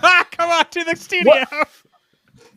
So, Greg, I think like one of the things that, like, it's hard to sort of talk about this now because the way that celebrity culture works in 2025 is like very different from like 1999, right? Okay, good point. But I do think that it obviously is making some sort of open references to things like the Pamela Anderson sex tape, which was around that time, and like let us not forget, right? Like Hugh Grant's big sex scandal of the mid 90s, which is also like, if you're watching this in real time as it's coming out, like you can't escape that. Obviously, this movie is sort of alluding to that in a certain way as well. So I think by kind of referencing, I think the way that celebrity and also we should say like the movie very specifically pokes at the specifically British entertainment media, which is incredibly toxic and always has been, like much more so than Americans is. And she mentions that at some point in this movie. And this is also 2 years after Diana, right? Yes. And so there's a lot of like, this story as a pop culture story that has happened and happening around the time this movie comes out that is sort of important for the time. I'm not sure that the way that we do celebrity now is really applicable to what this movie is saying, but in terms of reminding people of the humanity of every human being who is a story and is right when she says like every time my heart's broken, it's played out like I don't remember what the line is, but right, that's at the dinner party. I think it's really it's it's informative and human without being annoying, which I think a lot of times celebrities writing about their own plight can be very annoying, right? And I think this doesn't do that. Very importantly, she tries to write her own plight at the brownie, in the brownie scene, and it is a really touching moment. And then they're all like, "Fuck you! You're not getting that brownie. You're still hot and an actress." They're like, "Screw you, gorgeous." Nice try. I think that in all of these rom-coms or roms or whatever is, the people have to come together literally but also like mentally and, always connect. And so we watch Julia or Anna open up when she meets William's found family and all of this stuff and become able to be a normal person. We do see the other side though, when she says towards the end, none of this is real. The fame is not real. And that's the thing that William could not get over for the entire movie is that he kept getting thrown out. They had these incredible scenes with, I think, after the sex scandal came out and she came and stayed with him. And it's just scene after scene after scene of them talking normally about crazy stuff like reading scripts. But it's also natural in Mel Gibson's. But they weren't going to fully get together until the end when William came closer, saw that the fame was fake, and then was able to compartmentalize all of that and go on the ride with her. It wasn't going like he can't do that thing where he stands up to people at every restaurant. And by the way, talking about coming up with your own narrative, I read that Julia's part in the restaurant scene was not scripted. That it was just supposed to be William saying that stuff, and then Julia went back and said all of that shit. She got inspired. She said those poor actors had tiny dicks. That's mean, Julia. Yeah, that's bad, dude. They weren't expecting that. You know what that sound means? We are moving on to a speed round. Notting Hill is a famously diverse part of London. Does this movie make it feel that way? Just like Friends did to the entire New York, Notting Hill does. It was the 90s. Black people didn't exist. There's different types of British accents from the white people. So That's true. Now, when I true. tell you that, and then I tell you that the director was born in South Africa in 1956, do you begin to feel a little unsettled about Notting Hill's like outlook on a completely whitewashed London? It means he truly doesn't think about it. Like, it wouldn't even fucking cross his mind. Yeah. I mean, who is a person of color in Four Weddings or Love Actually does have Keira Knightley's husband, right? Correct. These are mostly white movies. Yeah. And a couple other. Yeah, I don't think this isn't a Roger Mitchell movie. I mean, Roger Mitchell. I mean, God bless him. Like, he's made some good movies. He is a workman's director. This is a Richard Curtis movie, right? Like, Roger Mitchell had as much to do with this movie as like Richard Marquand did the Return of the Jedi, right? It's sort of like he was just there to kind of. He said action and cut. Say action and cut. But no, you're right. But I also think this is a 1990s problem. That diverse casts and the sort of presentation of diversity. It's also a British problem, honestly, because yes, it is true that there's a lot of places like Notting Hill that are quite ethnically diverse, but like you could also go through your entire life and only talk to white people, basically, right? And like that's part of sort of one of the struggles of British culture, and like has been for a long time. And I do think it's getting better kind of gradually, but the sort of like the sort of voluntary segregation that happens in London is like not wrong. I mean, like it's sort of that just sort of is like a genuine reflection. Frankly, honestly, like in Love Actually, when Keira Knightley was married to Chiwetel Ejiofor, I was like, wow, that's fucking what a giant leap forward in progress of representation and all that sort of thing. But I just now remembered that Hulu had a Four Weddings and a Funeral TV show where they fixed this problem. So maybe our Notting Hill show is coming, guys. Dude, that shows like I think it would be more diverse if we were to do it now to be and we get royalties because we thought of it. Yeah. Yes. And Mike, absolutely. I 100% agree. It's probably not considered. And it's just something to bring up. Like when we talked about and that's not giving him a pass. Yeah. But I think like it's showing his generation's ignorance. Yeah, for sure. What lunatic puts on a shirt to answer the door, but not pants? Winnie the Pooh? Rhys Ifans. I love how he goes back in and then he like checks himself out in the mirror. He's like, okay, what were they seeing? And he's like, yes. Yes. Oh, they love pale noodle arms. This is the one time where Hugh Granting really affects him because he opens the door, he sees it. Julia Roberts is about to open the door and he's like, and like can't get the words out in time. You Granted everywhere. Can I use this to like jab at Richard Curtis for a second here? Please do.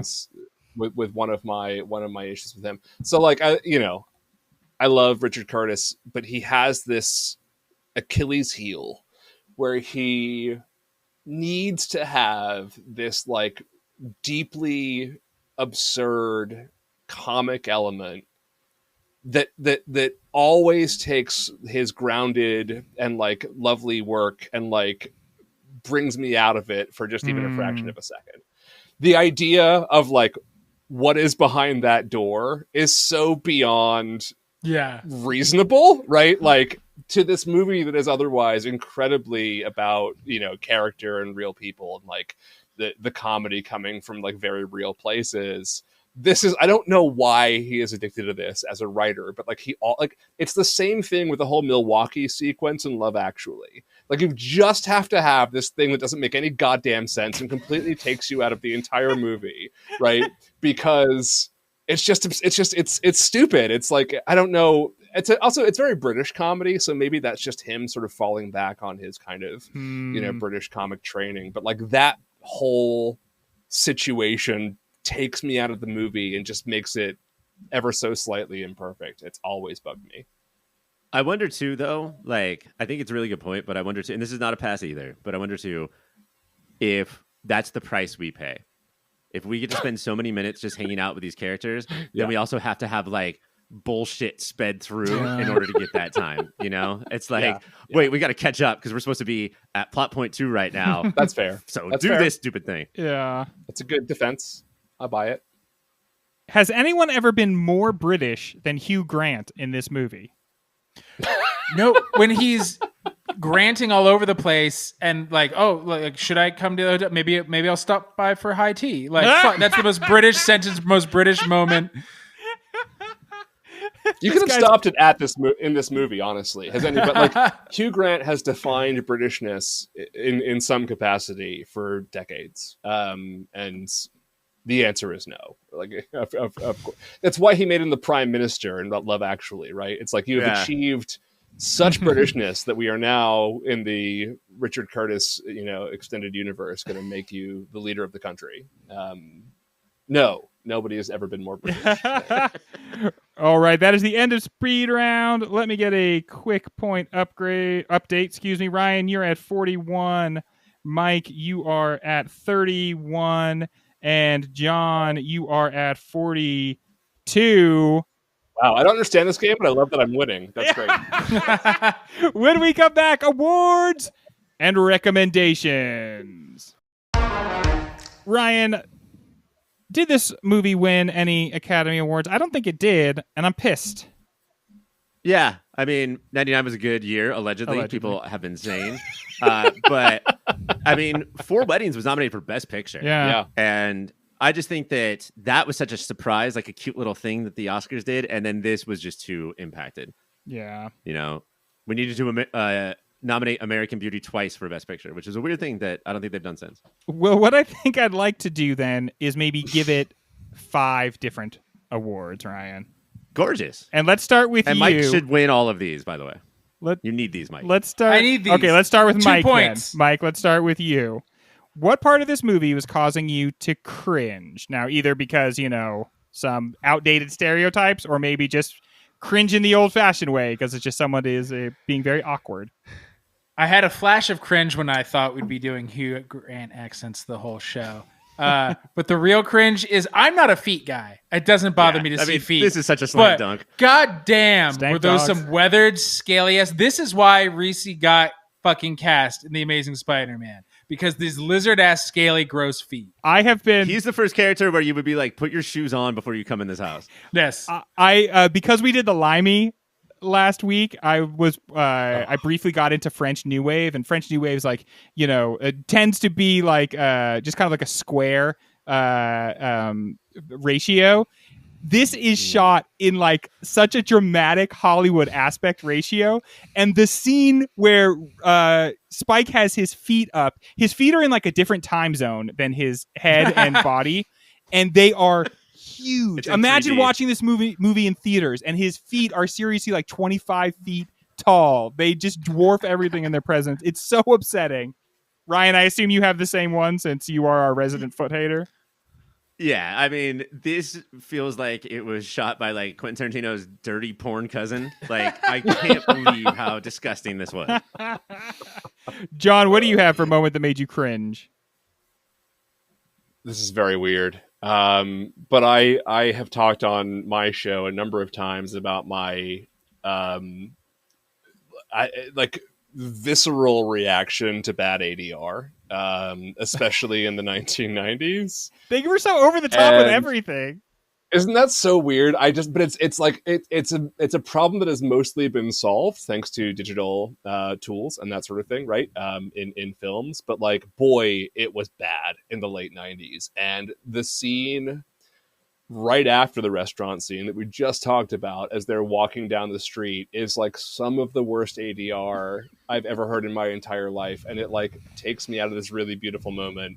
Yeah. So they're walking down the street, and like you just hear what is basically a Julia Roberts voiceover, Yes. and it's so bad, and it makes it, I tense up inside, and it makes me hate everything. It's And, so weird when your eyes tell you a character is in one place, but then it's like they scurried up behind you and started whispering in your ear. Greg, this is exactly, you got it exactly right. This is like the film, and I love the film, but the film that is like the worst sort of culprit of this is Deep Blue Sea, which is like a film that is 80% terrible ADR, and That shark never said that. So that, but it's a great movie. I love that movie. But like, but it's, the ADR sucks. But like, but that moment is, I'm just like, ugh. And I guess also, and I hate to like also go back on something we just talked about how great it was, is the I'm a girl asking a boy, because a girl in 1999 tried to get me to not break up with her by giving me that monologue, and I was like, this is stupid. Oh, you know that's points. Yes, so I have personal For animosity towards that. It's that one speech, thing and when I'm over it now. America's foremost actress, the $15 million / Julia Roberts $20 million a movie star, says I'm just a girl. But when literally just a girl says she's just a girl, you're just a It is just a girl. girl. You are just a girl. Not even Gwen You're Stefani. not even Gwen Stefani. Yeah.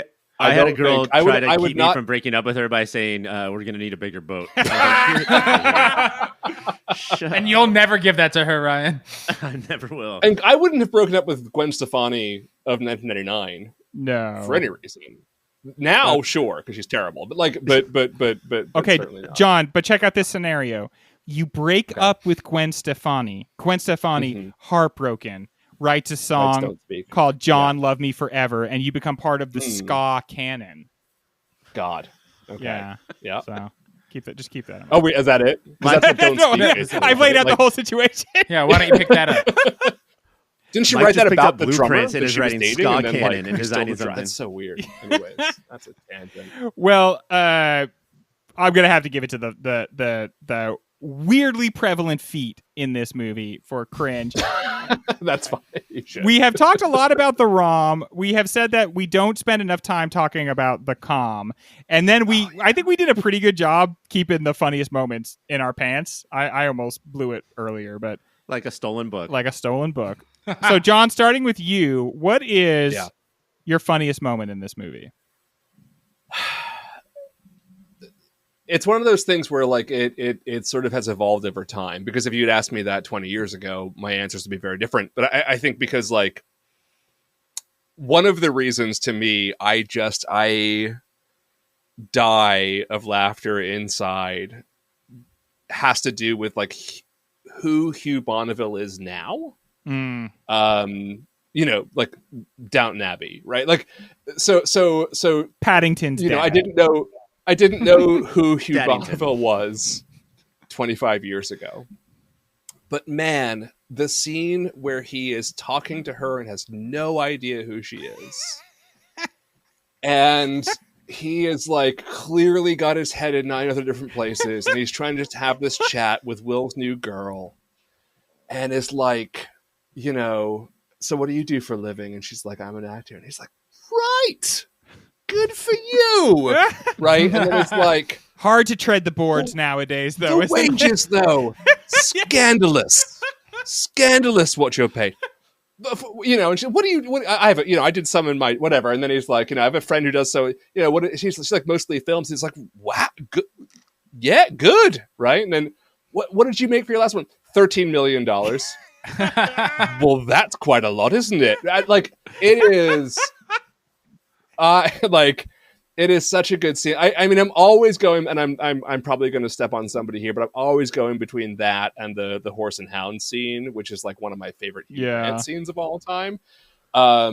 And I've always loved that, and I always just like die whenever he responds to anything that she says in that scene. But because I now think of Hugh Bonneville as a much more sort of, proper and actor with a capital A kind of actor. Though he still does comedy, he's still great at comedy, but like that scene absolutely kills me. It is so both like pure in its innocence, but also like cringe comedy at its absolute best. And he nails that's every the thing. line. Like that Bernie scene is so incredibly written because we don't need the scene right after that where he says, "I suck at my job." Yeah. We learn everything we need to know about Bernie in that scene because people like Bernie put themselves in those situations. Yeah. Where we as the audience and all the friends know all the information we need and Bernie doesn't. And that's just the kind of guy Bernie is. Yeah. Let's stick with you, Ryan. What is your funniest moment?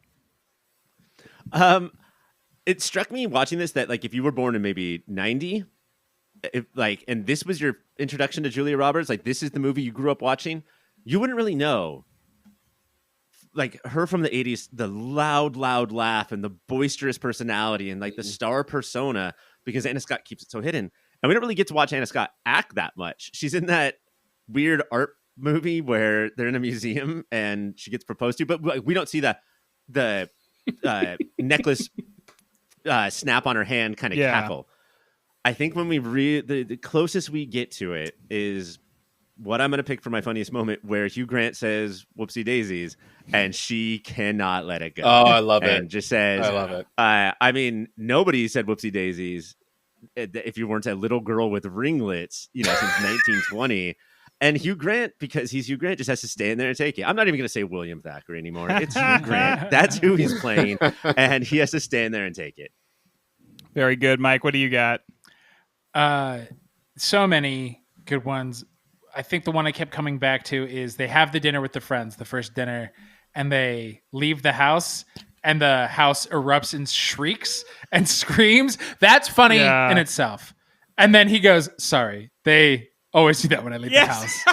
And waits another beat and goes, "I hate it." Like that's what we talk about. The characters in this movie are funny in the world of the movie.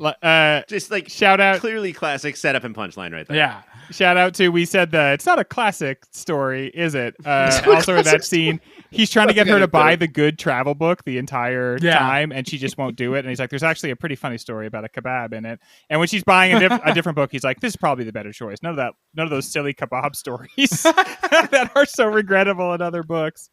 Oh. Also, what does this business tycoon do? Throw in 3 more free books, buddy. How are you making money? Yeah. Come on. Yeah. All right, I'm going to give that one to Ryan. Up next is music moment. I will go ahead and say I believe that this movie has the worst music of basically any movie we've seen. They have 2 different versions of the song She. I just don't like that song, and I never have. It's one of Costello's worst. So it really should have been Green Day's She. It really is. But let's see if there's any that redeem it. Mike, let's start with you.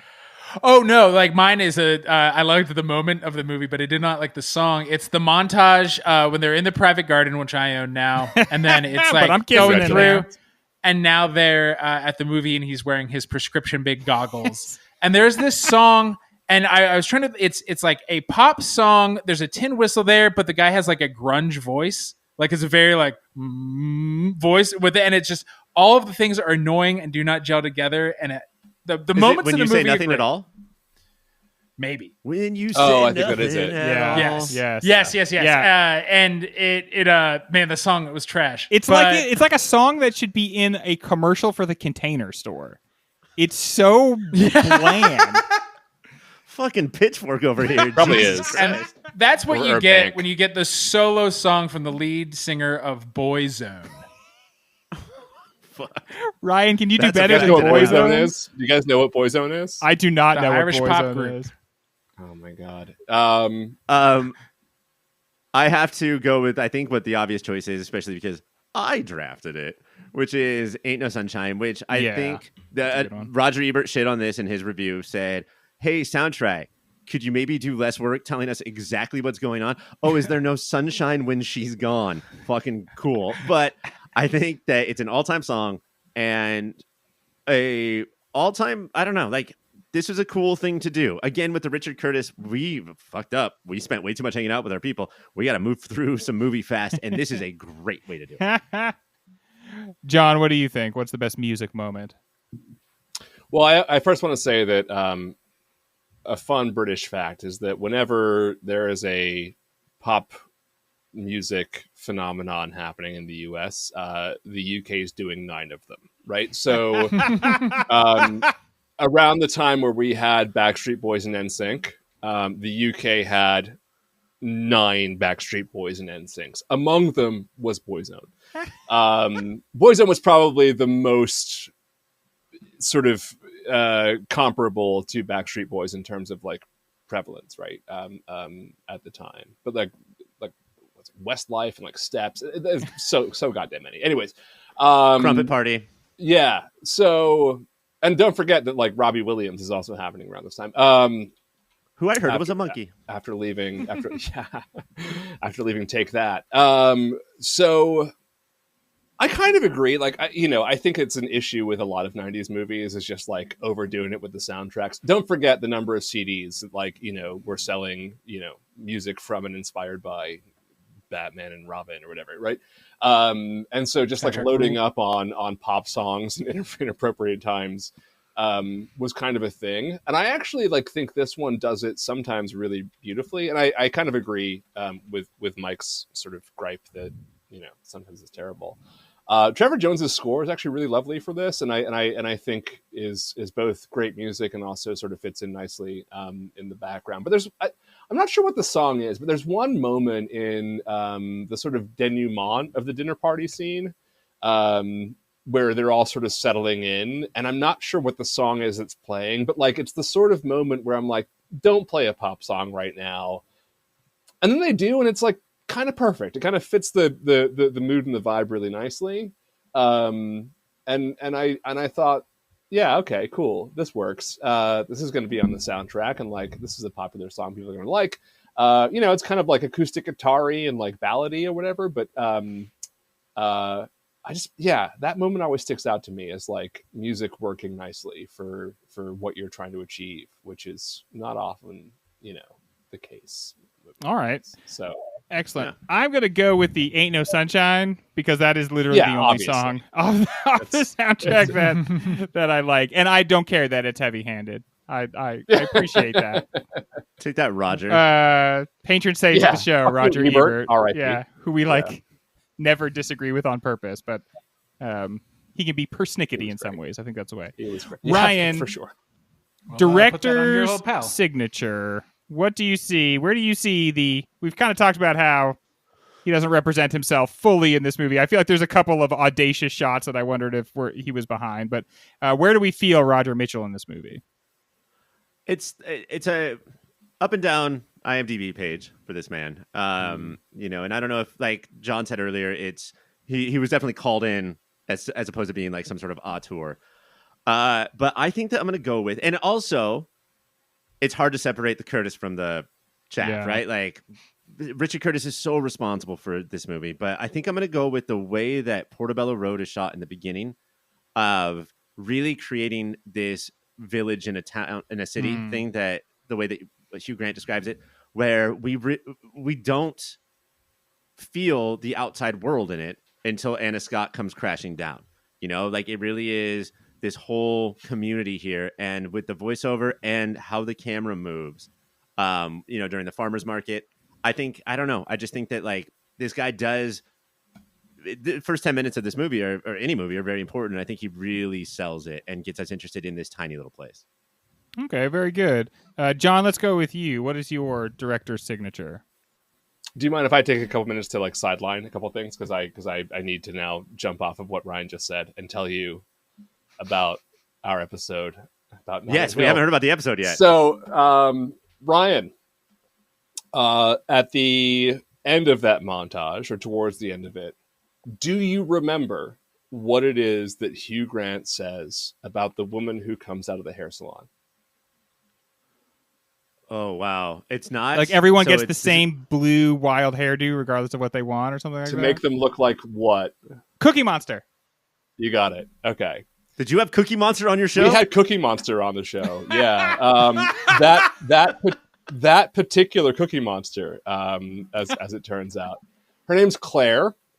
She No way. at the time was doing a bunch of extra work, and back when I was on the bad website, Twitter, we're not anymore. We're Blue Sky only. Nice. But back in in the Twitter days, I mentioned something about how we were recording. We're doing Notting Hill next, and one of our followers was like, "My ex-wife was in that movie," and I was like, "Who is your ex-wife in the movie?" And he goes, "Cookie Monster girl," and I'm like, "You're fucking kidding me."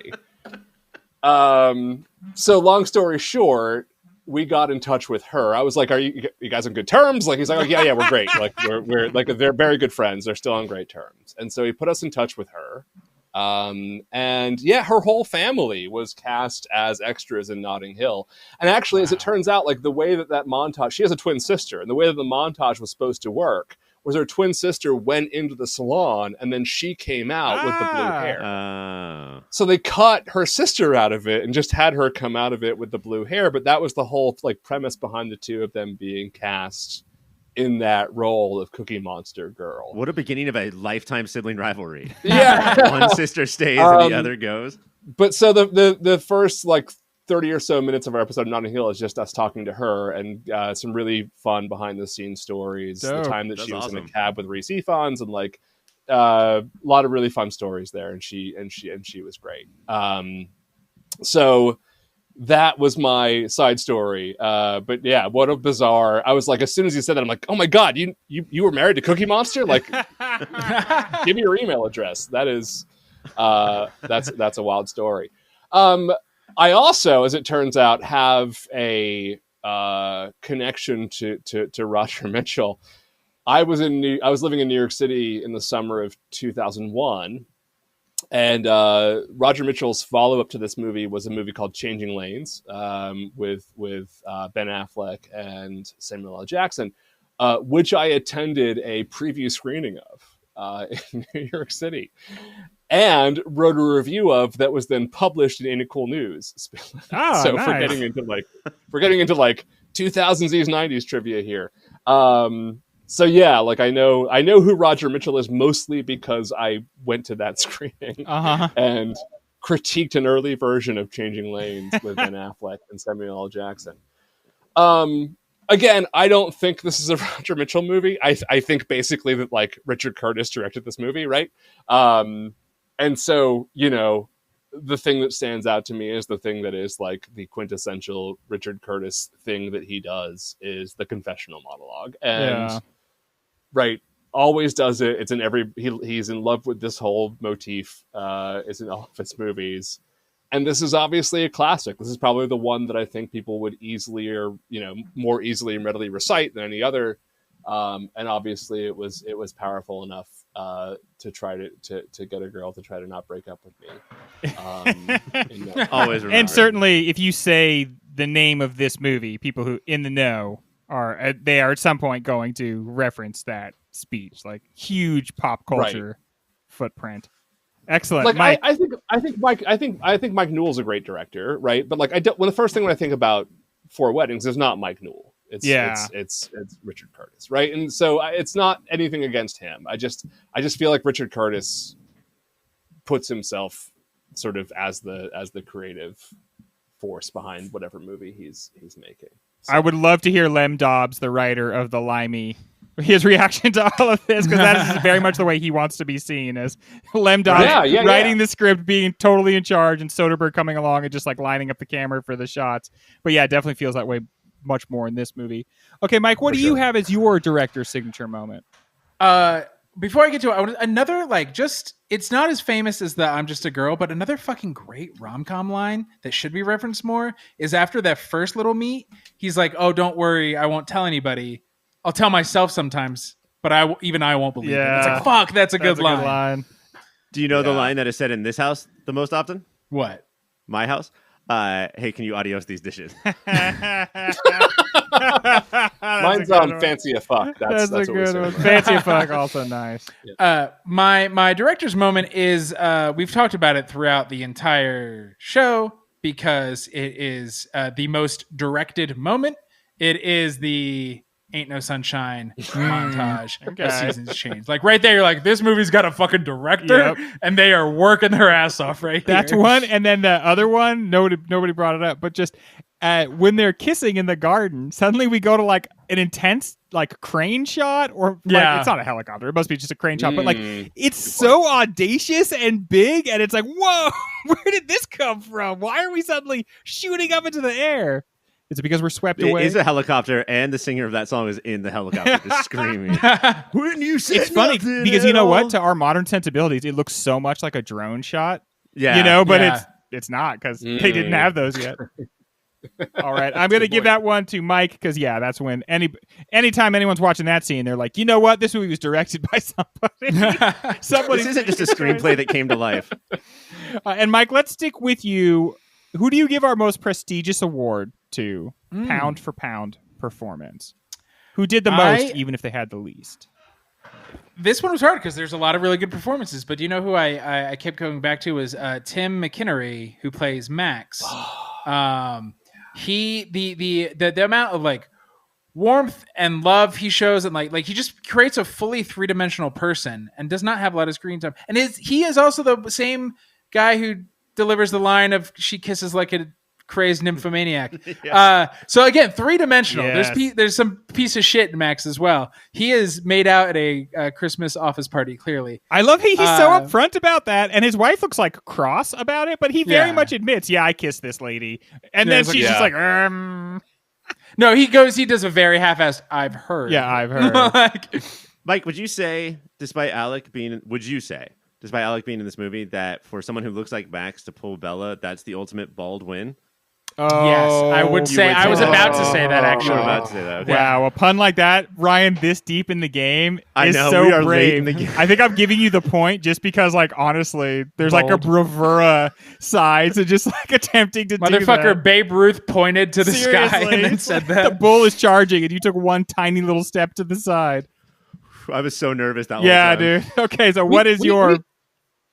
I was gonna say, like, we haven't mentioned the fact that, you know, one of the things about my podcast is that, like, sometimes a person will show up and you're like, oh, they're famous now. The pre-famous Emily Mortimer, plays a really role in this movie, and like a really lovely scene that is directly connected to that whole like she'll make out with anybody girl. In the script, she's the perfect girl.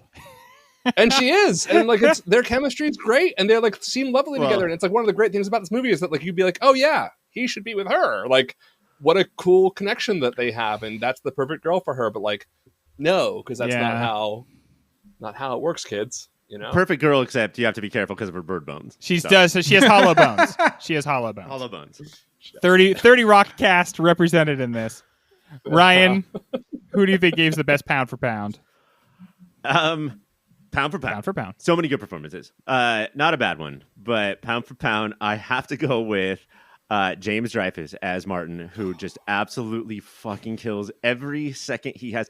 John, I'll ask you this since you know so much about English, like comedy and stuff. Is this guy, I have never seen this guy before or after. And I would just give him all of the contracts if I had a studio. Do you know this actor? Not really. Like he is one of those kind of workman actors who like is still very much working. He had an arc. Speaking of Rhys Ifans in House of the Dragon. He's really? very chameleonic. Like he doesn't really play one particular genre or role, but like, you know, goes to work. I'm sure he was in The Bill at some point, which is the, you know, the Law and Order of British television. But yeah, he's got bajillions of IMDb credits, and I don't like know him. Yeah. But I've seen a shitload of things that he's done. The essence of a pound for pound player, though, right? He's in like, you know, 2 or 3 scenes, but makes a big impression. Who do you? His whole they get an espresso. They drink the espresso, and he says another one. And he's like, "Let's go crazy. I'll have an orange juice." Orange juice. John, who do you it. have for pound performance?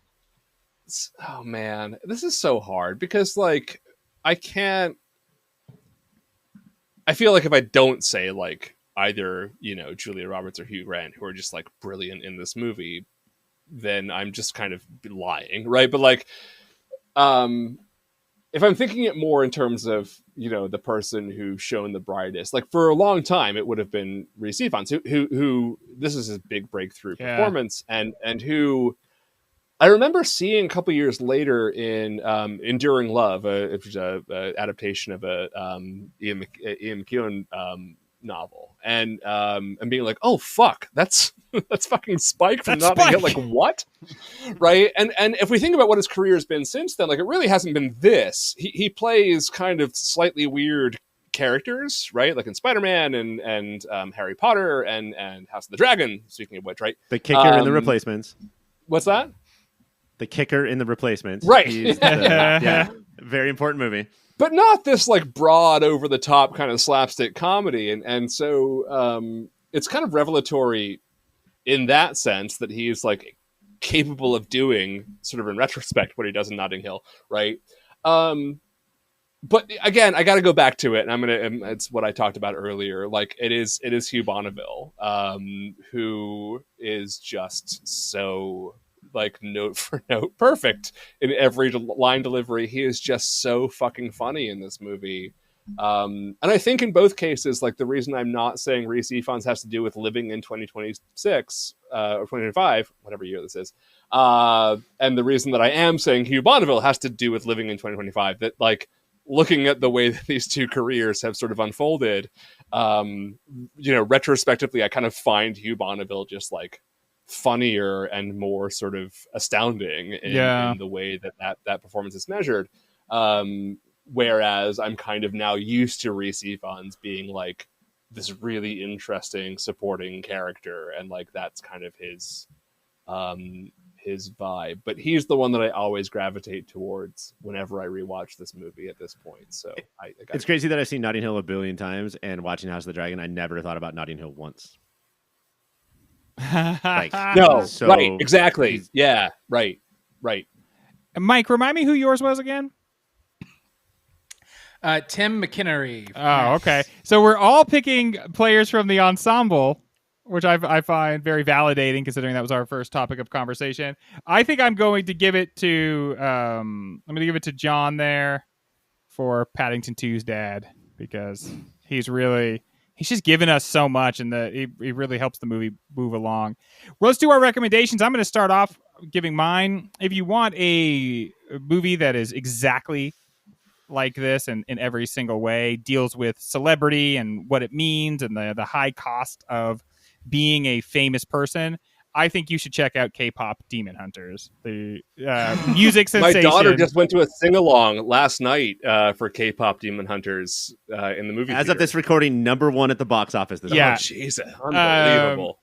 It is such a good movie. It has such positive messages. It's so much fun. It's funny. The animation is awesome. I felt like I learned some things about the current state of Korea that, you know, it's kind of like, otherwise I don't think I would have exposure to.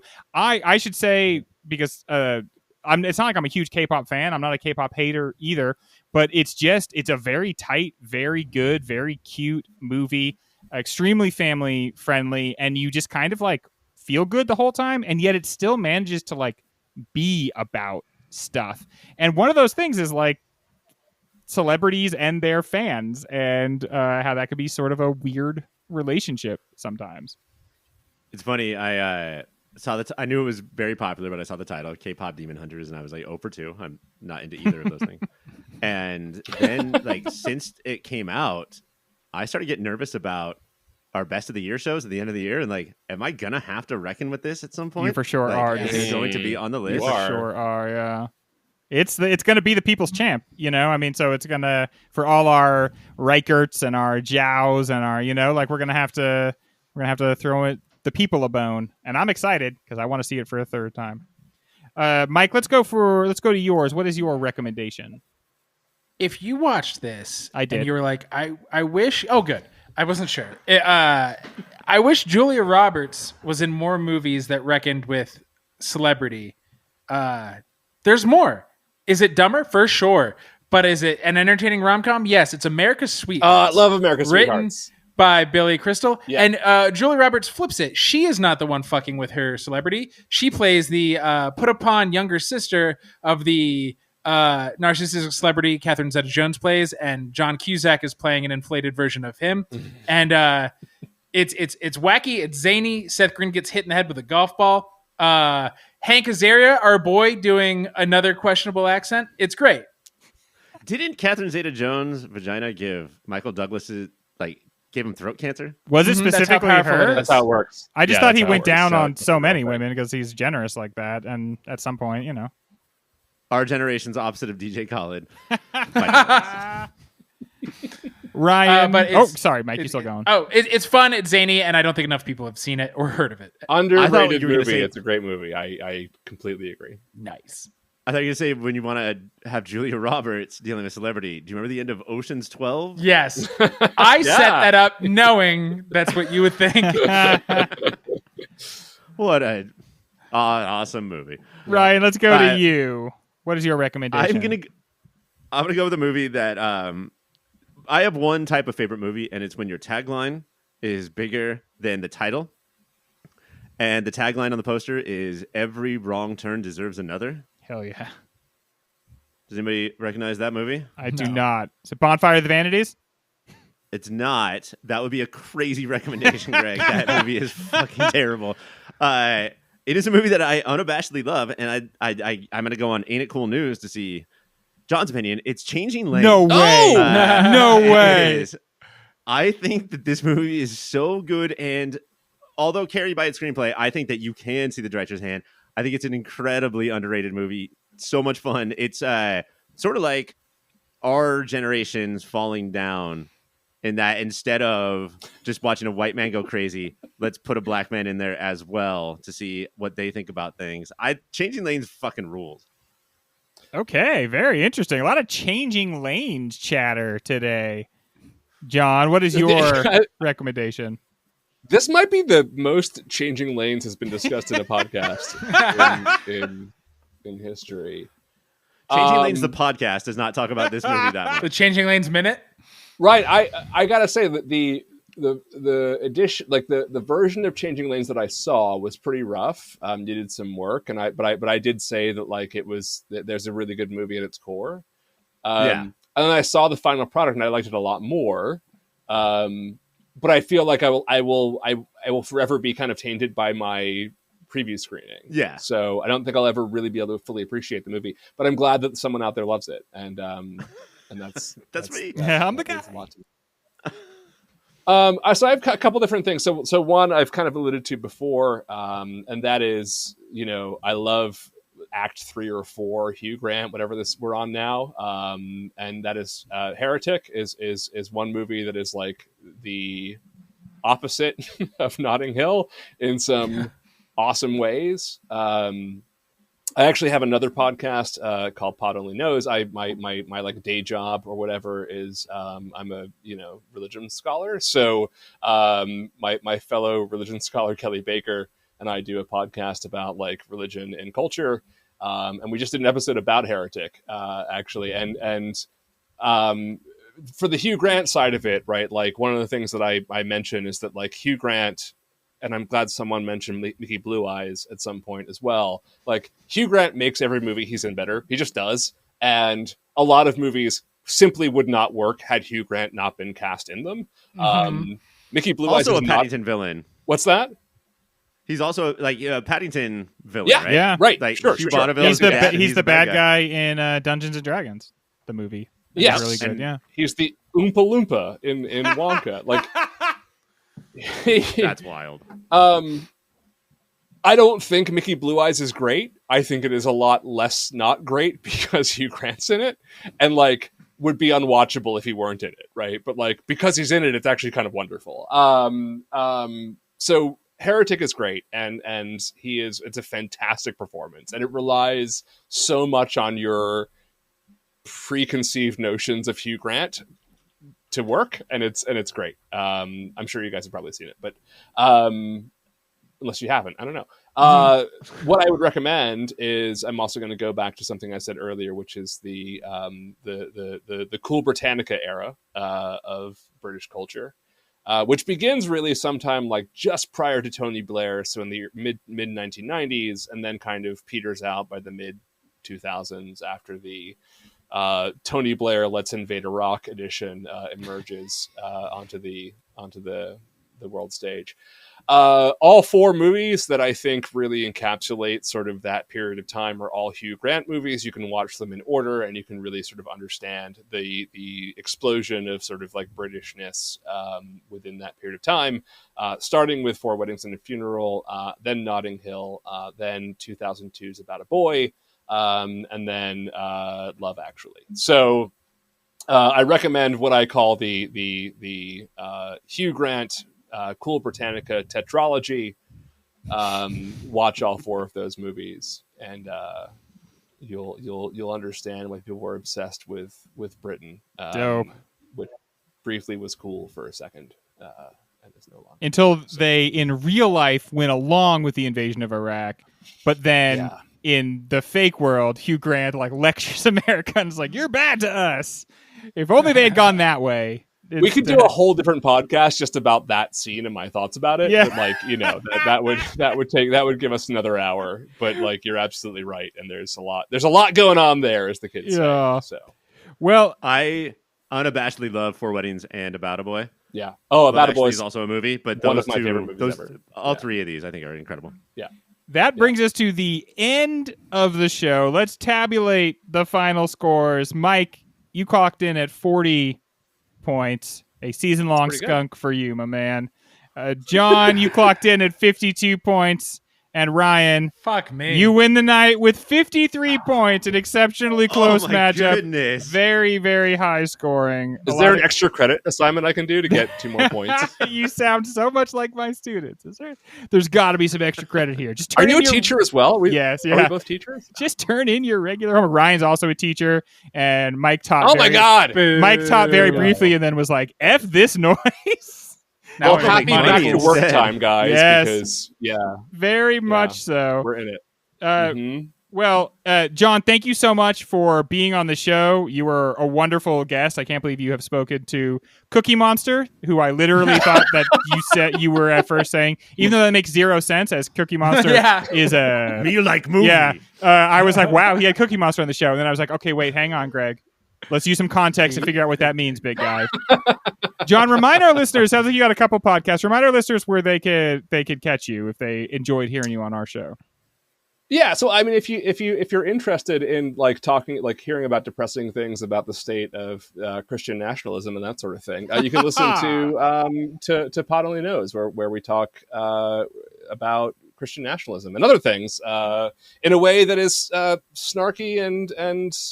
We talk to scholars, we talk to like all kinds of people. There's swear words. It's great. I love swear words. Lots of swear words. And if you are interested in religion, but not religious, this is the place for you to go, because that's what we are.